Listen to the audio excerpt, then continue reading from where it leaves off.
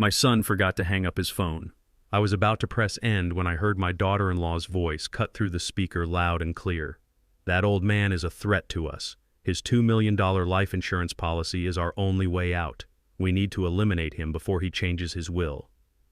I did not scream. I did not cry. I just reached for my tablet, hit record, and let them plan my murder. Then I planned their absolute ruin. I am Malcolm Carver, 71 years old and a retired mechanical engineer. Before I tell you exactly how I dismantled their lives piece by piece, let me know where you are watching from in the comments below. Hit like and subscribe if you believe that disrespecting the hands that raised you should carry a heavy price. It was a quiet Tuesday evening in my small, dimly lit living room in the suburbs of Maryland. The kind of quiet that only settles in when you have lived alone for a long time. Ever since my beautiful wife Yvonne passed away 5 years ago, the house had felt a little too big, a little too silent. I was sitting in my worn leather recliner eating a simple bowl of beef stew that I had made from scratch, watching the evening news with the volume turned down low. I lived a very quiet, frugal life. I drove a 10-year-old Ford sedan, wore sweaters that had seen better decades, and did my own plumbing and electrical work to save a few dollars. To the outside world, and especially to my son Derek and his wife Paige, I was just a tired old pensioner fading slowly into the background. I let them believe I survived solely on a modest government pension and whatever Social Security deposited into my checking account every month. That was exactly what I wanted them to think. An invisible man is a safe man. The sudden vibrating of my cell phone on the wooden side table broke the silence of the room. I glanced at the bright screen. It was Derek, my only child. I picked it up and swiped to answer. "Hey, son," I said, keeping my voice warm and steady. "Hey, Dad." Derek's voice came through the speaker. It sounded rushed, hollow, lacking any real warmth. "Just calling to check in on you. How is your heart doing? You taking your medication like you are supposed to?" It was the standard script. He asked the exact same 3 questions every other week to fulfill his minimal obligation as a son. "I am doing just fine, Derek," I replied, staring at the muted television screen. "Doctor says my ticker is beating just like it should. Strong as an ox for a man my age." "Good. Good to hear," Derek said quickly, clearly eager to get off the line. "Listen, Dad, Paige and I are about to head out for a dinner party with some of her high-end clients. I will try to swing by this weekend, all right? Love you." "Love you too, son," I said. I pulled the phone away from my ear, moving my thumb toward the red button to end the call. But before I could press it, I heard the distinct rustling of fabric. Derek had put his phone into his jacket pocket or tossed it onto a table, but he had failed to lock the screen. He forgot to hang up. I brought the phone back to my ear, intending to call out his name and tell him the line was still open. But the words died instantly in my throat. Through the tiny speaker, I heard the sharp, unmistakable sound of high heels clicking aggressively against hardwood floors. It was Paige, my daughter-in-law, a woman who wore her upper-middle-class privilege like a loaded weapon. She came from a family of country club snobs and had always treated me with a thinly veiled disgust, as if my dark skin and working-class background were permanent stains on her perfect suburban aesthetic. "Did you check on the old man?" Paige asked. Her voice was not the sickly sweet tone she used when she brought me cheap grocery store wine on Thanksgiving. It was dripping with pure, unfiltered contempt. "Yeah, I just talked to him," Derek replied, his voice slightly muffled but entirely legible. "He says he is fine." "He is not fine, Derek." Paige hissed, her voice growing louder as she clearly stepped closer to where the phone was resting. "He is a threat to us. I saw the way he was looking at those bank statements you left out on the kitchen counter last week. If he figures out what we have been doing, he will cut you off completely. We are drowning in debt, Derek. My interior design firm is bleeding money, and the federal investigators are already sniffing around my client trust accounts. We are completely out of time." I sat absolutely frozen in my recliner. My breathing slowed down to a silent rhythm. I pressed the phone tighter to my ear, shutting my eyes. Paige was not done. "His $2 million life insurance policy is our only way out of this mess." She spat, her words slicing through the air like cold steel. "We need to eliminate him, soon, before he gets suspicious and changes his will to leave everything to some charity. We need it to look completely natural. An old man with a weak heart. Nobody will ask any questions." For a moment, the entire world stopped spinning. A normal father would have yelled into the phone demanding answers. A normal 71-year-old man would have clutched his chest, cried out in heartbreak over his son's betrayal, or immediately dialed 911 in sheer panic. But I was not a normal man. I spent 40 years working as a senior mechanical engineer for government defense contractors. My entire life was built on analyzing complex systems, identifying catastrophic failures, and neutralizing explosive threats under extreme pressure. I did not operate on raw emotion. I operated on pure calculated logic. I did not make a single sound. I did not let my hands tremble. I reached over to the side table with my free hand and picked up my tablet. I swiped the screen open, navigated directly to the voice memo application, and hit the red record button.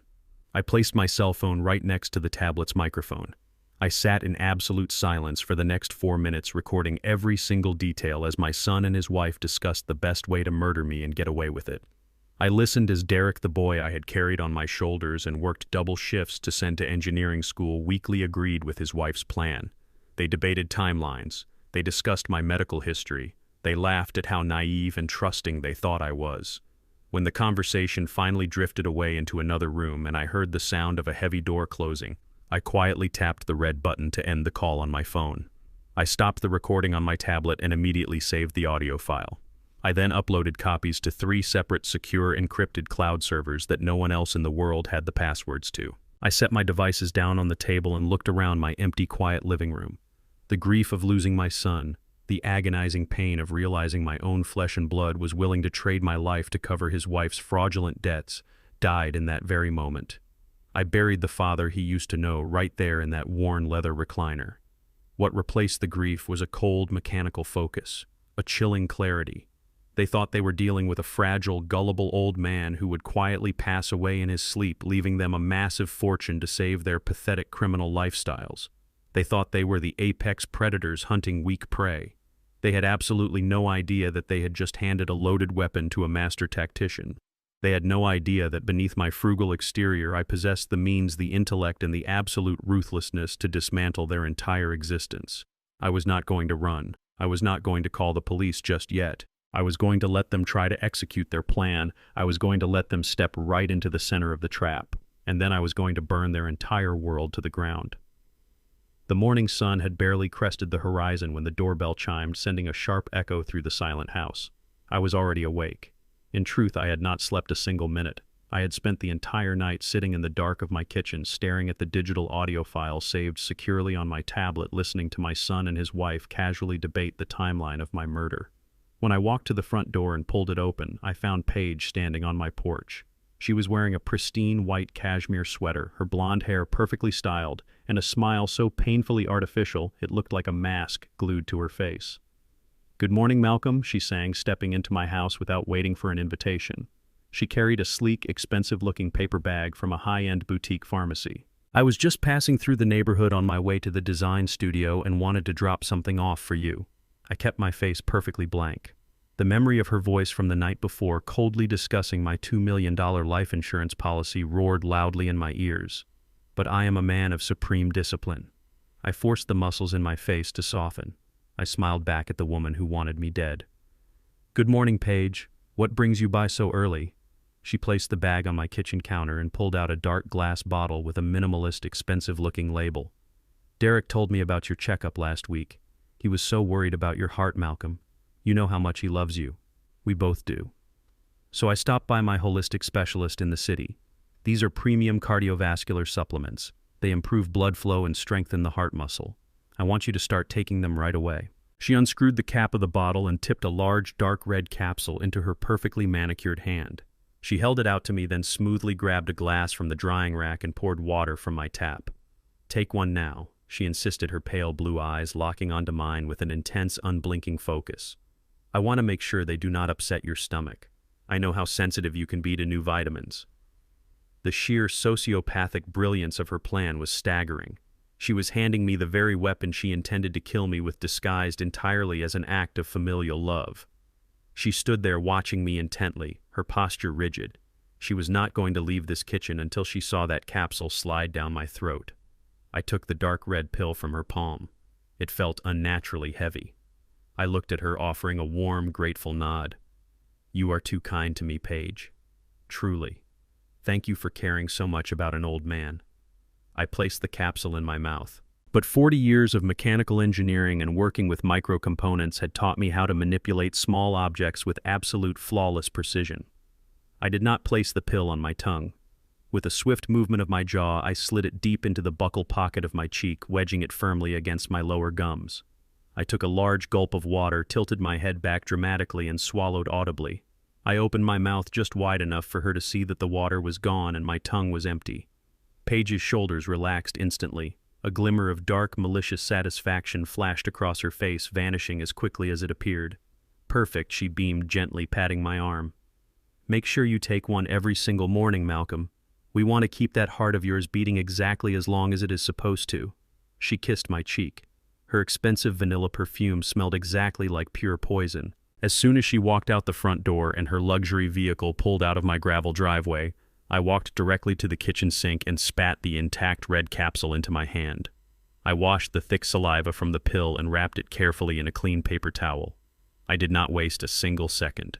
I grabbed my car keys and drove straight to an independent testing laboratory on the industrial side of the city. The director of the lab was an old colleague of mine named Victor. We had worked together designing chemical containment systems for the government back in the late 80s. Victor owed me his career, and more importantly, he knew how to keep his mouth shut. I walked into his sterile, bright white facility and placed the paper towel on his stainless steel desk. "Victor, I need a complete chemical breakdown of this compound," I told him, my voice completely devoid of emotion. "And I need it done entirely off the books, no digital records." Victor took one look at my face, saw the absolute deadly seriousness in my eyes, and did not ask a single question. He took the capsule into his testing bay. I sat in his office for 3 agonizing hours. I watched the clock on the wall tick away the minutes, calculating every possible variable. If I was wrong, I was just a paranoid old man. But if I was right, I was an old man actively marked for death by his own blood. When Victor finally emerged from the lab, his face was completely drained of color. He placed a printed topographical readout on the desk between us and slid it toward my hands. "Malcolm," he said, his voice dropping to a harsh, terrified whisper. "Where on earth did you get this?" "Just tell me what it is," I demanded. Victor pointed to the jagged peaks on the printed graph. "It is not a supplement. The outer shell is lightly coated in a mild vitamin powder to pass a simple taste test, but the inside is packed with a massive dose of synthetic epinephrine mixed with a highly concentrated digitalis derivative."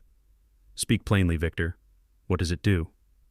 Victor swallowed hard, looking at the door to make sure no one was listening. If a healthy young man took this, his heart rate would skyrocket to dangerous, terrifying levels. But for a man your age with even a slight history of hypertension, it is a guaranteed death sentence. It triggers a massive catastrophic myocardial infarction, a massive heart attack. It hits incredibly fast, and because of the specific synthetic blend, it metabolizes almost immediately. It leaves absolutely no residual trace in a standard post-mortem toxicology screen. Whoever gave this to you was trying to execute a perfect, undetectable murder. I stared at the chemical readout. The cold mechanical logic of Paige and Derek's plan was laid bare before me. They were not going to hire a violent hitman. They were not going to push me down a flight of stairs. They were going to let me quietly and voluntarily poison myself every morning under the guise of health until my heart simply exploded in my chest. Then they would collect the $2 million insurance payout, shed fake tears at my funeral, and live happily ever after on the fortune they built over my corpse. "Thank you, Victor," I said quietly, taking the printed graph and folding it into my jacket pocket. "Destroy the remaining sample. Wipe the computer logs." We never had this conversation. Victor nodded, wiping a bead of sweat from his forehead. "Be careful, Malcolm. Whoever handed you that pill is not playing games." I left the laboratory and drove straight to an electronics supply warehouse. I did not buy commercial security cameras that connect to standard home Wi-Fi networks. Paige and Derek were arrogant, but they were not stupid. If they saw a blinking red light mounted on my ceiling, they would adapt their strategy. I needed absolute flawless invisibility. I purchased 12 micro-surveillance lenses. They were the exact same high-grade optical sensors used by federal investigators no larger than the head of a pin. I bought thousands of feet of ultra-thin fiber optic wiring and a dedicated encrypted hard drive server that did not transmit any data over wireless frequencies. It could not be hacked, and it could not be detected by a smartphone scanner. When I returned to my empty, quiet house, I went to work. This was my domain. I knew the structural layout of this building better than I knew the back of my own hand. I spent the next 14 hours dismantling my home and turning it into an inescapable surveillance grid.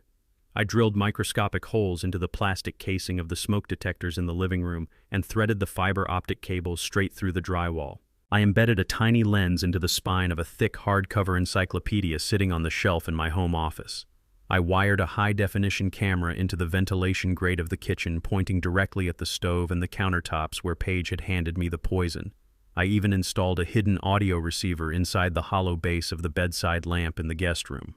Every single entry point, every hallway, every gathering space was now completely monitored in crystal-clear video and highly sensitive audio. I ran all the wiring down through the air ducts, dropping them straight into the unfinished basement. I set up the encrypted server inside an old hollowed-out industrial air compressor that had been sitting covered in dust in the corner for 20 years. No one would ever think to look inside it. By the time the sun came up the following morning, my house was no longer a home. It was a spider web. I sat in the cold basement watching the live feeds on my glowing monitors. I could see the kitchen counter. I could see the front door. I could see every inch of the battlefield. They thought they were dealing with a senile, trusting old man who was happily swallowing his heart medication. They thought they could walk into my sanctuary and plot my demise without leaving a single trace. They had absolutely no idea that I was watching their every move, documenting their every crime, and meticulously preparing to strip away every single thing they held dear. The trap was set. Now I just had to wait for them to crawl back inside. I had the weapon. I had the poison safely locked away, and I had transformed my quiet home into an inescapable surveillance grid. But to completely dismantle an enemy, you must understand their specific brand of desperation. I needed to know exactly what was driving my own son and his wife to commit patricide. Paige paraded around the city in designer clothes, driving a European luxury vehicle, acting as though her interior design firm was the absolute crown jewel of the local elite. But truly wealthy people, people who are secure in their fortunes, do not suddenly decide to slip synthetic digitalis into their elderly father-in-law's morning tea just to upgrade their kitchen cabinets. Greed is a powerful motivator, but what I heard in their voices on that recorded phone call was not just greed, it was panic. I picked up a prepaid disposable phone I had purchased with cash and made a call to a man named Donovan. During my 4 decades working as a senior mechanical engineer for government defense contractors, I met people whose entire job was to make sensitive information disappear, and people whose job was to dig it up from the deepest, darkest holes. Donovan was the latter. He was a forensic accountant who had transitioned into private corporate intelligence. He charged an exorbitant fee, and he operated strictly in the shadows, leaving no digital footprints. I gave him Paige and Derek's full legal names, their business addresses, and a single precise instruction. I told him to follow the money and find the bleeding artery. I spent the next 3 days sitting in my basement watching the live camera feeds of my empty house, waiting for Donovan to do what he did best. When my burner phone finally buzzed, Donovan did not give me details over the line. He simply gave me an address and a time. We met at an abandoned industrial park on the outskirts of the city, far away from the manicured lawns and country clubs my daughter-in-law frequented. I parked my old Ford sedan next to Donovan's nondescript gray vehicle. He stepped out carrying a thick, heavy manila envelope. His face was grim, entirely devoid of the casual professionalism he usually maintained. He handed the envelope to me through my rolled-down window. "Malcolm," Donovan said, leaning in close so his voice barely carried over the idling engine of my car. "Your family is not just broke. They are standing on a trapdoor with a thick rope tied tightly around their necks." I opened the heavy envelope right there under the dim, flickering light of a distant street lamp. What I read inside those pages was a masterpiece of absolute financial ruin. Paige's interior design firm, the one she constantly boasted about at every holiday dinner, the one she used to belittle my working-class background, was nothing more than a hollow, rotting shell. It was a spectacular mirage built entirely on fraud. She catered to highly affluent clients, taking massive 6-figure upfront deposits intended to be held in secure escrow accounts to purchase high-end imported furniture, custom architectural materials, and rare art pieces. But the materials were never ordered. The Italian leather sofas and the imported marble never arrived. Paige had been systematically embezzling from her own clients' trust accounts for over 2 years. She used their hard-earned money to fund her own lavish country club memberships, her extravagant luxury vacations, and the pathetic illusion of a grand, successful life. She was essentially running a high-society Ponzi scheme, taking money from new clients to temporarily pacify the old ones who were wondering why their home renovations were stalling. But the music had finally stopped. The total financial deficit, the amount of stolen money missing from those protected escrow accounts, was a staggering $1.5 million. I stared at the black and white bank records, feeling a cold, heavy knot form in the pit of my stomach. But the blade was about to twist far deeper than I could have ever anticipated. I flipped to the next section of the dossier and saw a series of falsified bank transfer authorizations. These were the documents used to illegally funnel the money out of the trust accounts and into Page's personal offshore holding companies. At the bottom of each and every fraudulent document was a signature I recognized instantly. It was Derek, my son, the boy I had sacrificed my own youth to raise, the man I had worked brutal double shifts to put through a prestigious engineering program so he would never have to struggle. He had not just turned a blind eye to his wife's massive financial crimes. He was her active, willing accomplice. He had signed off on the illegal wire transfers as the designated financial director of her firm. He was legally, totally, and irrevocably tied to the theft of $1.5 million. He was a criminal. Donovan tapped the edge of the open folder resting on my steering wheel. "It gets much worse, Malcolm," he murmured, his voice deadly serious. "A federal field office has caught the scent. A group of Page's high-profile clients finally realized their money was gone and filed formal complaints with the authorities. The Federal Bureau of Investigation has just initiated a preliminary fraud inquiry." Donovan pointed to a highlighted section on the final page. "A mandatory federal audit of their business accounts is officially scheduled to take place in exactly 30 days. If that $1.5 million is not sitting safely back in those client trust accounts by the time the federal auditors force them to open their books, both Derek and Page are going to face a minimum of 20 years in a federal penitentiary for wire fraud, embezzlement, and grand larceny." The pieces of the puzzle violently snapped together in my mind, forming a picture of sheer, unadulterated terror. This was not just a case of arrogant children wanting a larger house or a newer car. This was a desperate, panicked scramble for basic survival. My $2 million life insurance policy was not a luxury for them. It was a lifeline.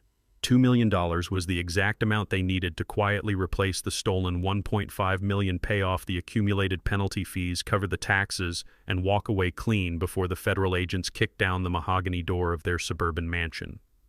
I was not a father to them anymore. I was an ATM machine. My heartbeat, my breath, my very existence was the only thing standing between them and 2 decades behind cold steel bars. I was worth infinitely more to them dead than alive. "Thank you, Donovan," I said quietly, closing the thick folder and placing it securely on the passenger seat. "Your payment has already been wired to your secure account." Donovan nodded slowly, stepping back from my car. "Be incredibly careful, Malcolm," he warned, his eyes scanning the dark, empty parking lot. "People facing 20 years in federal prison do not play by the rules. They have nothing left to lose." I rolled up my window and drove away into the night, the heavy silence of the car amplifying the racing thoughts in my mind.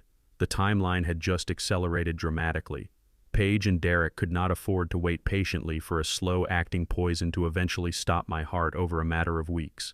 The federal auditors were coming in 30 days. They needed a death certificate, a signed coroner's report, and a cleared life insurance payout long before those agents opened their fraudulent books. They were desperate animals backed into a dark corner, and desperate animals are notoriously unpredictable. The slow, quiet murder plot was a luxury they could no longer afford. They needed me dead, and they needed me dead right now. As I pulled my car into my gravel driveway and looked at the dark, silent silhouette of my house, a terrifying realization washed over me. I had to be completely ready for the exact moment they decided to stop playing games. I had to be ready for the moment they crossed the point of no return and tried to take my life with their own bare hands. They thought they were racing against the clock to save themselves from the federal government. They had absolutely no idea that the real danger was the old man patiently waiting for them in the dark. If you want to murder a 71-year-old man and walk away completely free, you cannot just drop him dead on a Tuesday afternoon. You have to lay the groundwork. You have to build a narrative. You have to convince the rest of the world that the old man was already slipping away, that his mind was a decaying labyrinth of forgotten memories and dangerous mistakes. You have to make his eventual death look like an inevitable tragic accident born of pure senility. This psychological torture is commonly known as gaslighting, and my son and his wife executed it with a cold, calculated precision that would have broken a lesser man. It started with the small things. I would leave my car keys on the brass hook by the front door exactly where I had hung them every single day for the last 40 years. When I went to retrieve them, they would be gone. I would find them hours later hidden inside the microwave or buried under a stack of old newspapers in the guest room. I knew I had not put them there, but when Derek dropped by and found them, he would look at me with manufactured pity, shaking his head and sighing heavily, acting as if my brain was slowly turning to mush. I did not argue. I did not insist that someone was moving my belongings. An engineer knows that when you are testing a flawed machine, you let it run its sequence so you can observe the points of failure. I played my part flawlessly. I rubbed my temples, looked confused, and thanked him for his patience. The true masterpiece of their deception occurred on a quiet Sunday afternoon. Derek and Paige arrived unannounced, bringing a box of expensive pastries and wearing bright, cheerful smiles. They claimed they just wanted to spend some quality family time with me. I welcomed them in, shuffling my feet slightly, letting my shoulders stoop just a fraction more than usual. While Derek sat with me in the living room rambling about some meaningless sports game on the television, Paige excused herself to the kitchen to prepare the coffee. She said she wanted to serve the pastries on Vivian's good china. I sat perfectly still in my worn recliner, nodding along to my son's empty words. But my mind was focused entirely on the high-definition micro camera I had installed deep inside the kitchen ventilation grate. I could not see her from the living room, but I knew exactly what she was doing. I listened to the clinking of porcelain plates, and then beneath the ambient noise of the house, my trained ears caught a very specific, highly dangerous sound. It was the soft hissing sound of raw natural gas escaping from an unlit burner.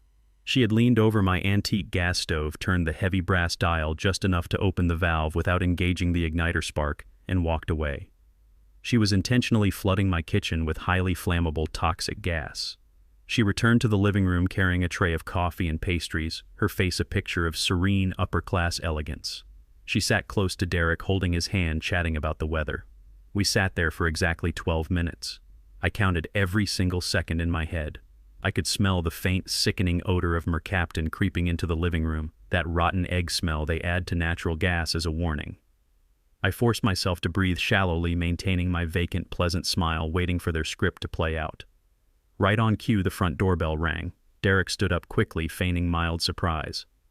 "I will get it," he said. He opened the door, and there stood Arthur and Martha Miller, my next-door neighbors for the past 20 years. They were a sweet elderly couple who had always looked out for me after Vivian died. "Come on in." Derek welcomed them warmly. "Dad will be thrilled to see you." The moment the Millers stepped into the hallway, the trap was sprung. Paige suddenly stood up from the sofa, her nose wrinkling in exaggerated horror. She gasped loudly, a theatrical sound that echoed through the house. "Oh my goodness," she cried out, her voice dripping with pure panic. "Do you smell that? It smells like gas." She sprinted toward the kitchen, her high heels clicking frantically. A second later, she let out a terrified scream. "Malcolm, you left the stove on. The whole kitchen is filled with gas." Derek rushed after her, playing the part of the heroic, deeply concerned son. He loudly twisted the brass dial off and threw open the kitchen windows. The Millers stood in the living room, their faces pale with shock and genuine fear. Paige walked back into the living room, visibly shaking, placing a hand over her chest as if she had just narrowly avoided a massive explosion. "Malcolm," she said, her voice trembling with tears, "you could have killed us all. You could have blown up the entire neighborhood. Why did you turn the stove on?" This was my cue. I had to deliver the performance of a lifetime. The federal agents would need absolute proof of my family's manipulation, and the Millers were the perfect innocent witnesses to validate the narrative. I gripped the armrests of my chair, making my hands shake violently. I widened my eyes, letting absolute terror wash over my face. I looked at Arthur Miller, then at Paige, my jaw trembling. I stammered, my voice cracking perfectly. "I did not turn it on. I swear to you, Arthur, I was just sitting here. I was just watching television. I do not remember touching the stove." Arthur Miller looked at me with an expression of profound, heartbreaking pity. "It is okay, Malcolm," Arthur said softly, stepping forward to put a comforting hand on my trembling shoulder. "It happens to the best of us. You just forgot. You are getting older, my friend. We all make mistakes." Derek walked back into the room, rubbing his face in deep manufactured exhaustion. He looked at Arthur and Martha with the weary, defeated eyes of a son burdened by a dying father. He does this all the time now. Derek lied smoothly. "Last week he put his car keys in the microwave. He forgets my mother has been gone for 5 years. We are trying our best to care for him, but it is just becoming so dangerous. We are terrified he is going to hurt himself." Martha Miller shook her head, tears welling in her eyes. "You poor things," she whispered to Derek and Paige. "You are doing a wonderful job. He is so lucky to have you both looking out for him. It must be so hard watching him slip away like this." Paige wiped a fake tear from her cheek and leaned her head against Derek's shoulder. "We love him so much," Martha Paige whispered softly. "We are just trying to keep him safe." I sat in my chair, shrinking down into the cushions, letting out a soft, pathetic whimper. I looked like a broken, senile man who had just realized his mind was completely gone. I let them bathe in the sympathy of my neighbors. I let them establish the ironclad public alibi they needed for my impending death. After the Millers left, thoroughly convinced that their dear friend Malcolm was a severe danger to himself, Derek and Paige did not stay long. The show was over, the audience had departed, and they had accomplished their mission. They packed up their expensive pastries, gave me a few patronizing pats on the shoulder, and told me to get some rest. The moment I heard their luxury SUV pull out of my gravel driveway, my trembling stopped instantly. The pathetic, hunched posture evaporated. I stood up, walked into the kitchen, and closed the windows they had so dramatically thrown open. The smell of gas had dissipated, but the foul stench of their betrayal hung heavily in the air. I walked quietly down the narrow stairs into my unfinished basement. I sat down in front of the glowing monitors of my encrypted server. I brought up the timeline for the kitchen camera and rewound the footage to the exact moment Paige had excused herself to make coffee. I hit play. There it was, recorded in flawless high-definition video. Paige standing alone in my kitchen, her face twisted in a cold, calculating sneer. I watched her reach down, wrap her manicured fingers around the brass dial of my antique stove, and deliberately twist it open. I watched her stand there for a moment, listening to the soft hiss of the raw gas flooding my home before turning around and walking back to the living room with a serene, sociopathic smile on her face. She had tried to construct a narrative of a crazy old man burning his own house down. Instead, she had just handed me irrefutable federal-level evidence of attempted arson, reckless endangerment, and premeditated conspiracy to commit murder. I saved the digital file and uploaded it directly to the secure offshore cloud servers. They were building a magnificent, elaborate stage for my funeral. They were writing the script, casting the neighbors as witnesses, and setting the props. They thought I was just a blind, deaf actor following their directions. They did not know that I owned the entire theater, and I was about to drop the curtain on their pathetic criminal lives. The stage was set, and the actors were blindly playing their parts to perfection. I knew Paige and Derek were running out of time, but I did not realize how deep the rot actually went until Thursday afternoon. I was sitting in my living room watching the security feeds on my hidden tablet when a pristine white Lexus pulled into my driveway. It was not my son. It was Bradley and Victoria Page's parents. They were the absolute embodiment of manufactured wealth. Bradley was a man who wore pastel golf shirts on weekdays and spoke with the unearned confidence of a man who believed the world owed him a favor. Victoria was a woman tightly pulled together by expensive cosmetic procedures, dripping in heavy gold jewelry that was meant to blind you to her hollow personality. From the day Derek married into their family, they had treated me like an inconvenient charity case. They looked at my dark skin, my calloused hands, and my modest house, and they saw a peasant. They never saw the mechanical engineer. They never saw the multimillionaire. I locked my tablet, slipped it under the sofa cushion, and waited for the heavy knock on my front door. I let them knock twice before I slowly stood up, shuffling my feet and hunching my shoulders. I opened the door, blinking against the bright afternoon sun, painting a look of mild, confused surprise on my face. Malcolm, Victoria chirped, her voice pitching up into that fake, overly sweet tone people use when talking to stray dogs. "We were just in the neighborhood and thought we absolutely had to stop by and check on you." I stepped aside, leaving the door open. "Please come in," I mumbled, making my voice sound thin and exhausted. They stepped over the threshold, and I watched their eyes scan my home. Bradley looked at my sturdy antique furniture and the simple framed photographs on my walls with a sneer of barely concealed disgust. He refused to take off his expensive leather loafers, tracking dirt onto the rug my late wife had spent months weaving by hand. Victoria hovered near the armchair, looking at the fabric as if she might catch a disease simply by sitting down. "We heard about the terrible incident with the gas stove last week," Bradley said, completely skipping any polite small talk. He stood in the center of my living room, crossing his arms like a strict principal scolding a child. Paige was absolutely beside herself. She and Derek are incredibly worried about your cognitive decline, Malcolm. It is becoming a severe safety hazard for everyone around you. I lowered my head, letting my hands tremble slightly at my sides. I was just making coffee, I whispered, staring at my worn slippers. I do not know how the dial got turned. My memory is just so foggy these days. Victoria finally perched herself on the very edge of the sofa. "Oh, Malcolm, it is nothing to be ashamed of," she said, her tone dripping with toxic pity. "Getting older is hard. The mind goes, the body fails. It happens to the best of us.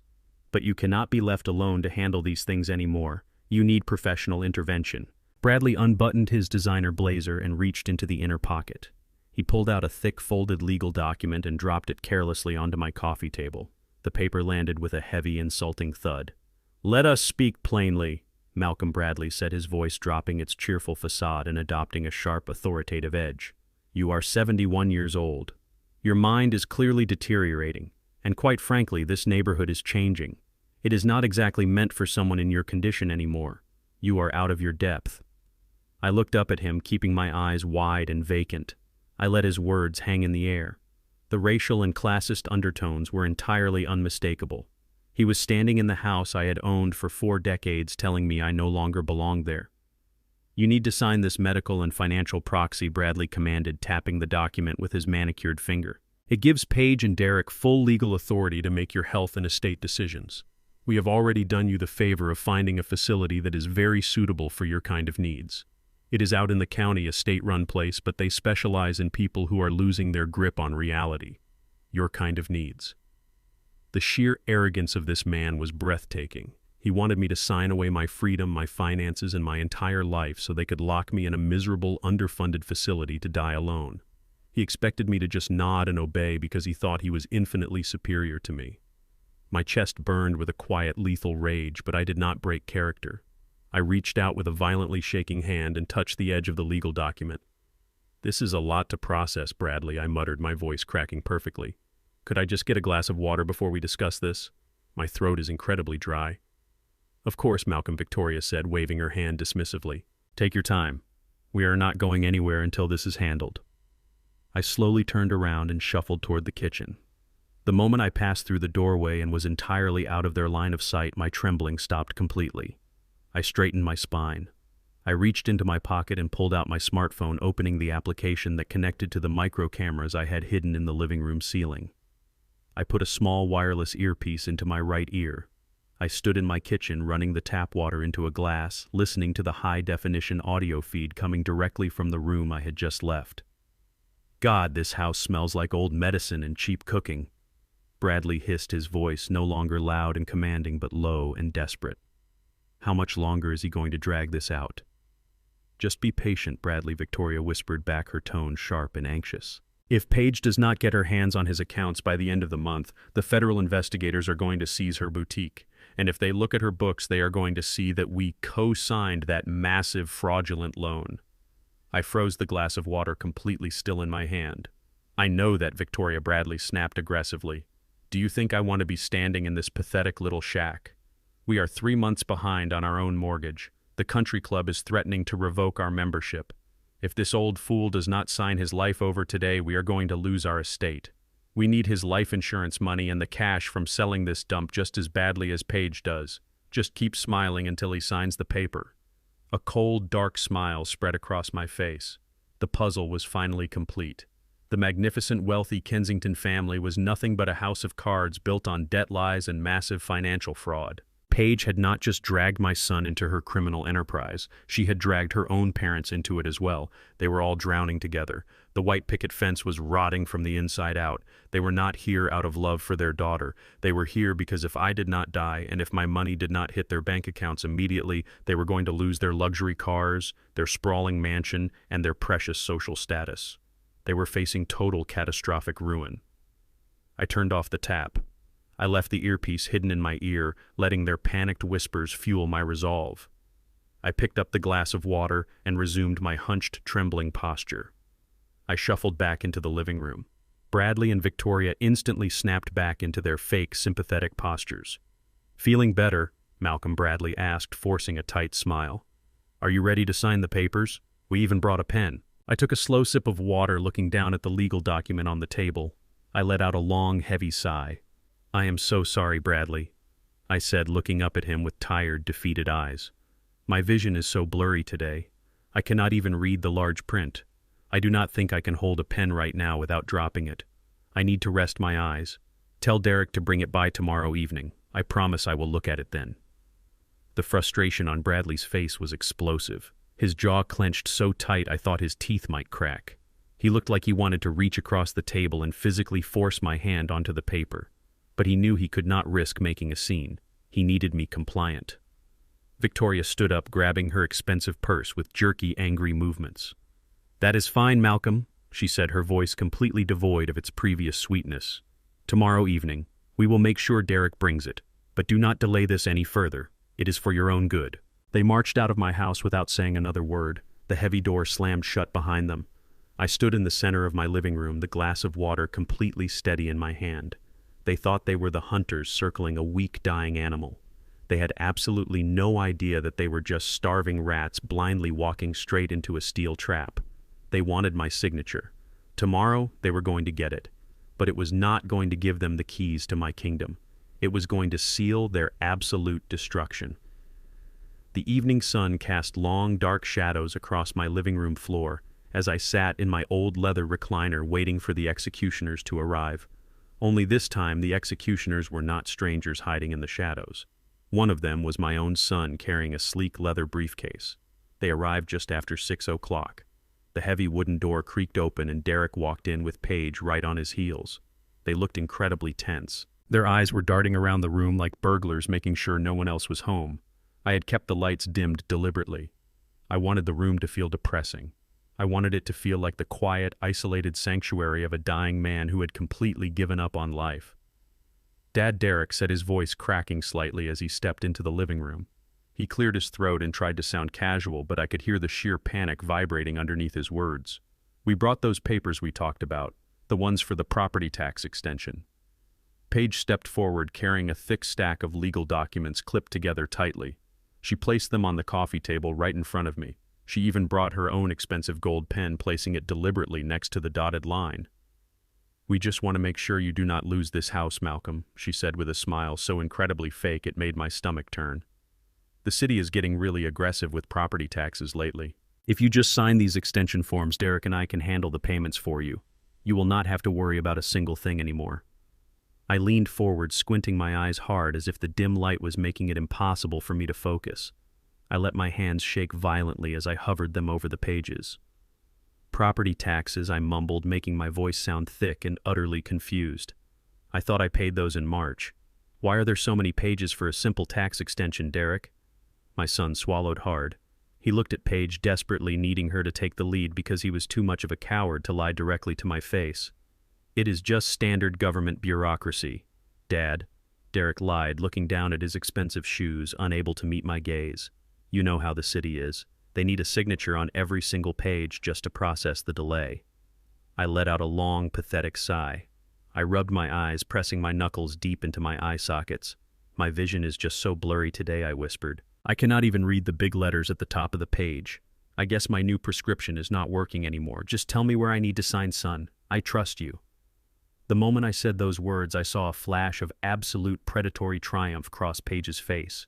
She eagerly uncapped the gold pen and pressed it into my trembling hand.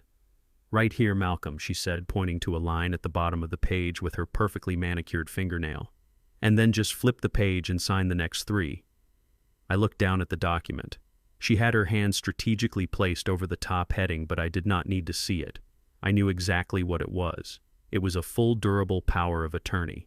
By signing this document, I would be legally surrendering my entire life to them.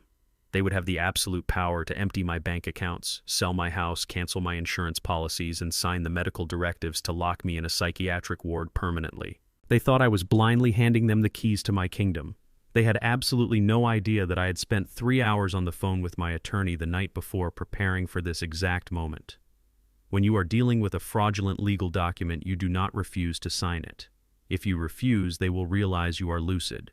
They will panic and they will simply forge your signature later when you are not looking, making it a messy, prolonged battle in court. My lawyer gave me a much more brilliant strategy. He told me to execute a legally defective signature. Give them a piece of paper that looks official to a greedy amateur, but is completely worthless in the eyes of a federal judge. I took the heavy gold pen from Paige. I am right-handed. I have been right-handed my entire life, and my son knew that perfectly well. But in his desperate blind panic to get the paperwork executed, he was not paying attention to a single detail. I awkwardly transferred the pen into my left hand. I let my fingers cramp and curl unnaturally around the gold metal. I pressed the tip of the pen to the thick paper. I did not write my legal name Malcolm Thomas Carver. With my left hand shaking uncontrollably, I slowly scratched out the name Marcus Timothy Craven. I deliberately misspelled the first name. I completely changed my middle name. I mangled my last name, making the letters look like the chaotic scribbles of a child just learning how to write. I dragged the pen wildly, making the cursive completely unrecognizable from the crisp, authoritative signature I had used to sign multi-million-dollar engineering contracts for 40 years. I breathed heavily, making it sound like the physical act of writing was completely exhausting me. I flipped the page and repeated the exact same flawed signature. Marcus Timothy Craven. A ghost. A man who did not exist. I signed the third page. I signed the fourth page. My heart was beating a slow, steady rhythm in my chest. If Paige pulled the document away and actually looked at the spelling, the entire trap would be blown wide open. She would see that I was totally lucid and deliberately sabotaging their plan. I let the pen slip from my fingers, allowing it to clatter loudly onto the wooden coffee table. There I whispered, slumping back into my recliner, exhausted. "Is that enough, Derek? Are we safe from the tax collectors now?" Paige did not even look at the ink. She was so blinded by her own greed, so utterly desperate to secure the asset to save her failing business, that she snatched the stack of papers off the table before the ink was even fully dry. She clutched the documents to her chest like a winning lottery ticket. "Yes, Malcolm." She breathed, her voice trembling with an adrenaline rush of pure, unfiltered greed. "We are completely safe now. You did the right thing." Derek let out a massive sigh of relief, wiping a bead of sweat from his forehead. "Thanks, Dad," he said, his voice hollow and weak. "You just get some rest now. We will take care of everything from here. We will handle all the heavy lifting." They did not stay a single minute longer. They practically sprinted toward the front door, eager to get to a corrupt notary who was secretly on their payroll to illegally stamp the fraudulent documents. The heavy door slammed shut, echoing through the silent house. I sat in my chair, listening to the sound of their luxury vehicle starting up in the driveway. I listened as the tires crunched rapidly over the gravel, speeding away into the night. The moment the sound of their engine faded down the street, my shaking completely stopped. My hunched posture vanished. I sat up straight in my leather recliner, reaching over to the side table to turn the lamp up to its full brightness. I picked up my tablet and reviewed the hidden camera footage. I had recorded the entire interaction in flawless high-definition video and crystal-clear audio. I had captured Paige intentionally covering the title of the document. I had captured Derek actively lying about the property taxes. I had captured them stealing a document they believed stripped me of my fundamental human rights. They were driving away right now, popping champagne in their minds, thinking they had just secured the $2 million they needed to keep the federal investigators away from their massive embezzlement scheme. They thought they had absolute total control over my destiny. They had absolutely no idea that the papers sitting in Paige's expensive designer handbag were legally classified as garbage. They had no idea that by taking those documents, they had just handed me the final piece of evidence I needed to lock them both in a federal penitentiary for the next 2 decades. I leaned back in my chair, interlaced my fingers, and allowed myself a cold, quiet smile. The hunt was finally moving into the dark, and I knew exactly where to lead them next. The morning after I handed my son that worthless piece of paper, pretending it was a legal power of attorney, my mind was completely clear. I did not sleep, but I did not feel tired. When you realize you are hunting the people who are actively trying to kill you, exhaustion simply ceases to exist. I walked down to my basement server room and systematically gathered the digital harvest of the past week. I copied the audio files of their murder plot. I exported the high-definition video of Paige deliberately turning on my gas stove. I packed the chemical analysis of the deadly synthetic pill into a thick brown leather briefcase. I did not drive to the local police precinct where beat cops handle noise complaints and petty theft. A local uniform would look at a 71-year-old man claiming his wealthy son was trying to murder him and immediately assume I was suffering from dementia. They would call Derek to come pick me up. I needed someone who dealt with high-level calculated malice. I drove downtown to the Major Crimes Division to meet with a veteran investigator named Detective Miller. I sat across from Miller in his sterile, windowless office. He was a hardened man with graying hair who had spent 30 years unearthing the darkest corners of the city. He looked at me with professional skepticism as I placed my leather briefcase on his metal desk. I did not waste time with emotional introductions. I simply opened my tablet, placed it between us, and hit play. For the next 20 minutes, Detective Miller did not say a single word. He sat perfectly still as the quiet office filled with the sound of my daughter-in-law planning my execution for a $2 million insurance payout. He watched the screen as the video showed Paige smiling while she flooded my kitchen with highly combustible natural gas. I handed him the toxicological report from the independent lab proving the heart supplement she gave me was actually a concentrated lethal dose of synthetic digitalis. When the presentation was over, the heavy silence in the room was deafening. Miller was a man who had seen the absolute worst of humanity, but looking at the cold, calculated cruelty of a son turning against his own father physically drained the color from his face. He stared at the tablet, his jaw tight with pure disgust. He looked at me with a mixture of profound sorrow and absolute disbelief. Mr. Carver Miller finally said, his voice thick with suppressed anger. I have investigated gang hits and cartel executions that had more basic human decency than what your own flesh and blood just attempted. How are you sitting here so calmly? How did you manage to stay in the same room with them without wrapping your hands around their throats? Anger is a fire that burns the man who holds it, detective. I replied, my voice completely steady. But patience is a blade that cuts the enemy to the bone. I am not here to vent my anger. I am here to completely dismantle their lives. Miller abruptly pushed his chair back and grabbed the heavy black telephone on his desk. I have heard enough, he declared. I am dispatching 2 tactical units to their suburban estate right now. We are going to drag them out of their $2 million house in handcuffs. We have enough evidence right here to charge them with conspiracy to commit murder, attempted arson, and reckless endangerment. I reached across the desk and placed my calloused hand firmly over the telephone receiver, cutting off the line. No, I said, looking him dead in the eye. You are not going to arrest them today. Miller frowned in deep confusion. What are you talking about, Mr. Carver? They are actively trying to kill you. They are a severe and immediate threat to your life. I cannot let you walk back into that house while they are roaming free. Sit down, detective, I commanded, my tone carrying the absolute authority of a man who spent 40 years engineering flawless mechanical systems. And listen to the reality of the situation. Miller slowly placed the phone back on the receiver and sat down, resting his elbows on the desk. Derek and Paige are desperate, but they are also affluent, I explained methodically. They are currently facing 20 years in federal prison for embezzling $1.5 million from her interior design clients. If you arrest them today, they will use the last of their stolen money to hire a team of the most ruthless defense attorneys in the state. And those lawyers will take this evidence and spin a beautiful, tragic story for a sympathetic jury. I tapped the toxicological report. They will claim the poison pill was just a tragic manufacturing mistake from the holistic pharmacy. They will claim Paige turning on the stove was a simple, clumsy accident by a stressed woman trying to care for her ailing father-in-law. They will argue that the audio recording is entirely circumstantial, taken out of context during a period of extreme financial duress. They will cast me as a paranoid, vindictive old man whose mind is slipping. They will create reasonable doubt, detective. And reasonable doubt means they walk away free. Miller narrowed his eyes, processing the cold, hard logic of my argument. He knew I was right. The justice system is easily manipulated by expensive lawyers who know how to twist the narrative. I do not just want an indictment. I continued, my voice dropping to a dangerous whisper. I want an absolute, inescapable conviction. I want to eliminate every single shadow of reasonable doubt. So what exactly are you proposing? Miller asked, leaning forward. I want to catch them with their hands covered in my blood, I told him. They think the power of attorney I signed is valid, but they know it takes days to process through the courts. And they know the federal auditors are breathing down their necks.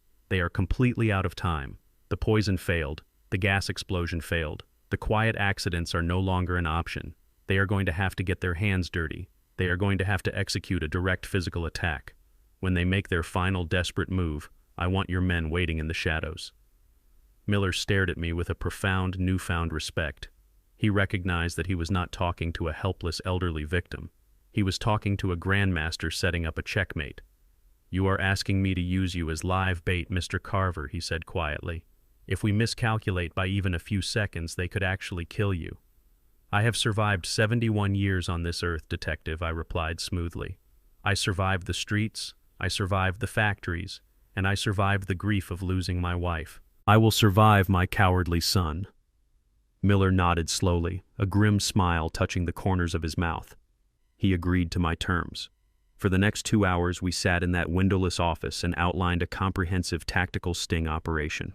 The police department would not officially intervene until the exact moment Derek and Page committed an undeniable overt act of attempted murder. Miller dispatched a covert surveillance team to my neighborhood immediately. Unmarked utility vans were parked down the street from my property. Plainclothes officers were stationed in the empty house across the road, maintaining a direct line of sight on my driveway. The police technicians tapped directly into my encrypted fiber optic camera feeds, turning the Major Crimes Division into a live viewing gallery of my living room, kitchen, and exterior perimeters. My modest home was officially transformed into a highly monitored federal trap. I shook Detective Miller's hand and walked out of the precinct. I got back into my old Ford sedan and drove back to my quiet suburban street. I felt the invisible eyes of the tactical team watching me as I pulled into my driveway. I walked through my front door, made myself a cup of black coffee, and sat in my recliner. The board was set. The police were watching. I knew Derek was running out of patience, and I knew that when a desperate man runs out of patience, he completely stops being careful. I expected him to act soon. I just did not expect his next move to be so violently cowardly. He was too afraid to look me in the eye when he killed me, so he decided to let my car do the dirty work for him. The poison had not stopped my heart. The gas had not burned my house to the ground. My son and his wife were rapidly running out of time and elegant solutions. When desperate people realize their quiet methods are failing, they inevitably turn to clumsy, brutal violence. I knew it was coming. The police surveillance team parked down the street knew it was coming. I spent the night sitting in the dark of my basement, my eyes locked on the glowing monitors of my security system. It happened at exactly 2:15 in the morning. A small, silent notification flashed across the screen connected to the detached garage. The motion sensor had been triggered. I leaned forward, resting my elbows on the cold metal desk, and maximized the camera feed. The garage was pitch black, but the military-grade infrared lens illuminated the space in crisp, ghostly white detail. The side access door slowly creaked open. A figure slipped inside, completely dressed in black, wearing a heavy hooded sweatshirt pulled down low over his face. He held a small, narrow flashlight, sweeping the thin beam across the concrete floor until it rested on the front grille of my 10-year-old Ford sedan.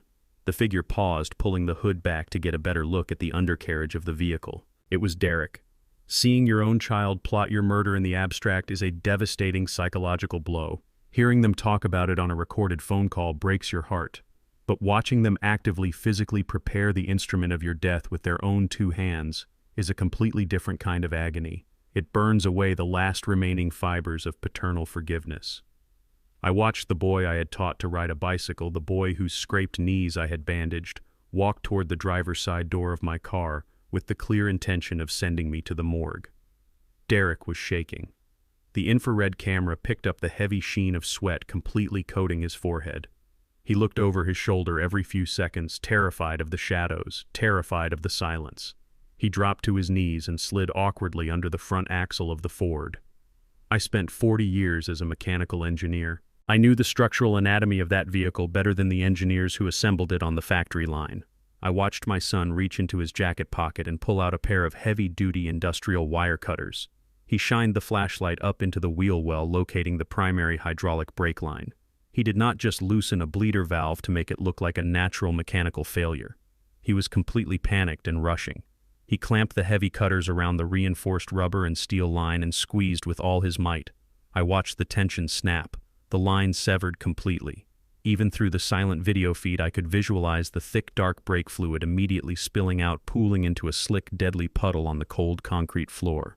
He had just severed the hydraulic pressure to the front calipers. If I drove that car down the steep, winding suburban roads of our neighborhood, the moment I pressed my foot against the brake pedal to stop at the bottom of the hill, it would go straight to the floorboard.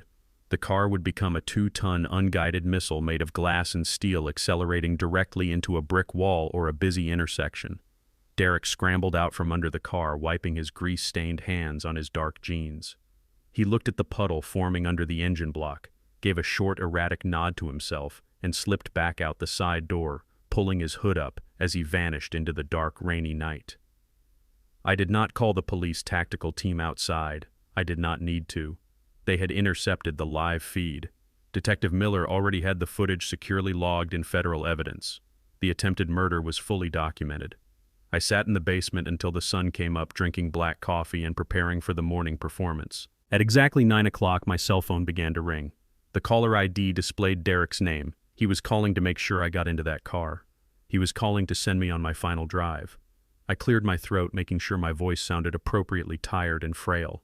I answered the call. "Good morning, son," I said, injecting a warm, gentle tone into my voice. "Hey, Dad," Derek replied. His voice was pitched an octave higher than normal. He was speaking entirely too fast, his words tumbling over each other in a rush of nervous, guilty energy. "How are you feeling this morning? Did you sleep well?" "I slept just fine, Derek," I answered smoothly. "Just enjoying a quiet morning." "That is great, Dad. Really great," he stammered, pausing to take a sharp, ragged breath. "Listen, I was just thinking about you. Did you not mention last week that you were running low on groceries? You know they are having a massive sale on those fresh cuts of beef you like so much down at the market on Valley Road." Valley Road was located at the very bottom of the steepest, most dangerous hill in our entire county. The speed limit was high, and the intersection at the bottom was notorious for devastating collisions. He had chosen the exact location for my execution. "You are right, son," I agreed softly. "I am running a bit low on supplies. I should probably head down there today and stock up." "Yes, absolutely," Derek encouraged, unable to mask the eager, breathless anticipation in his voice.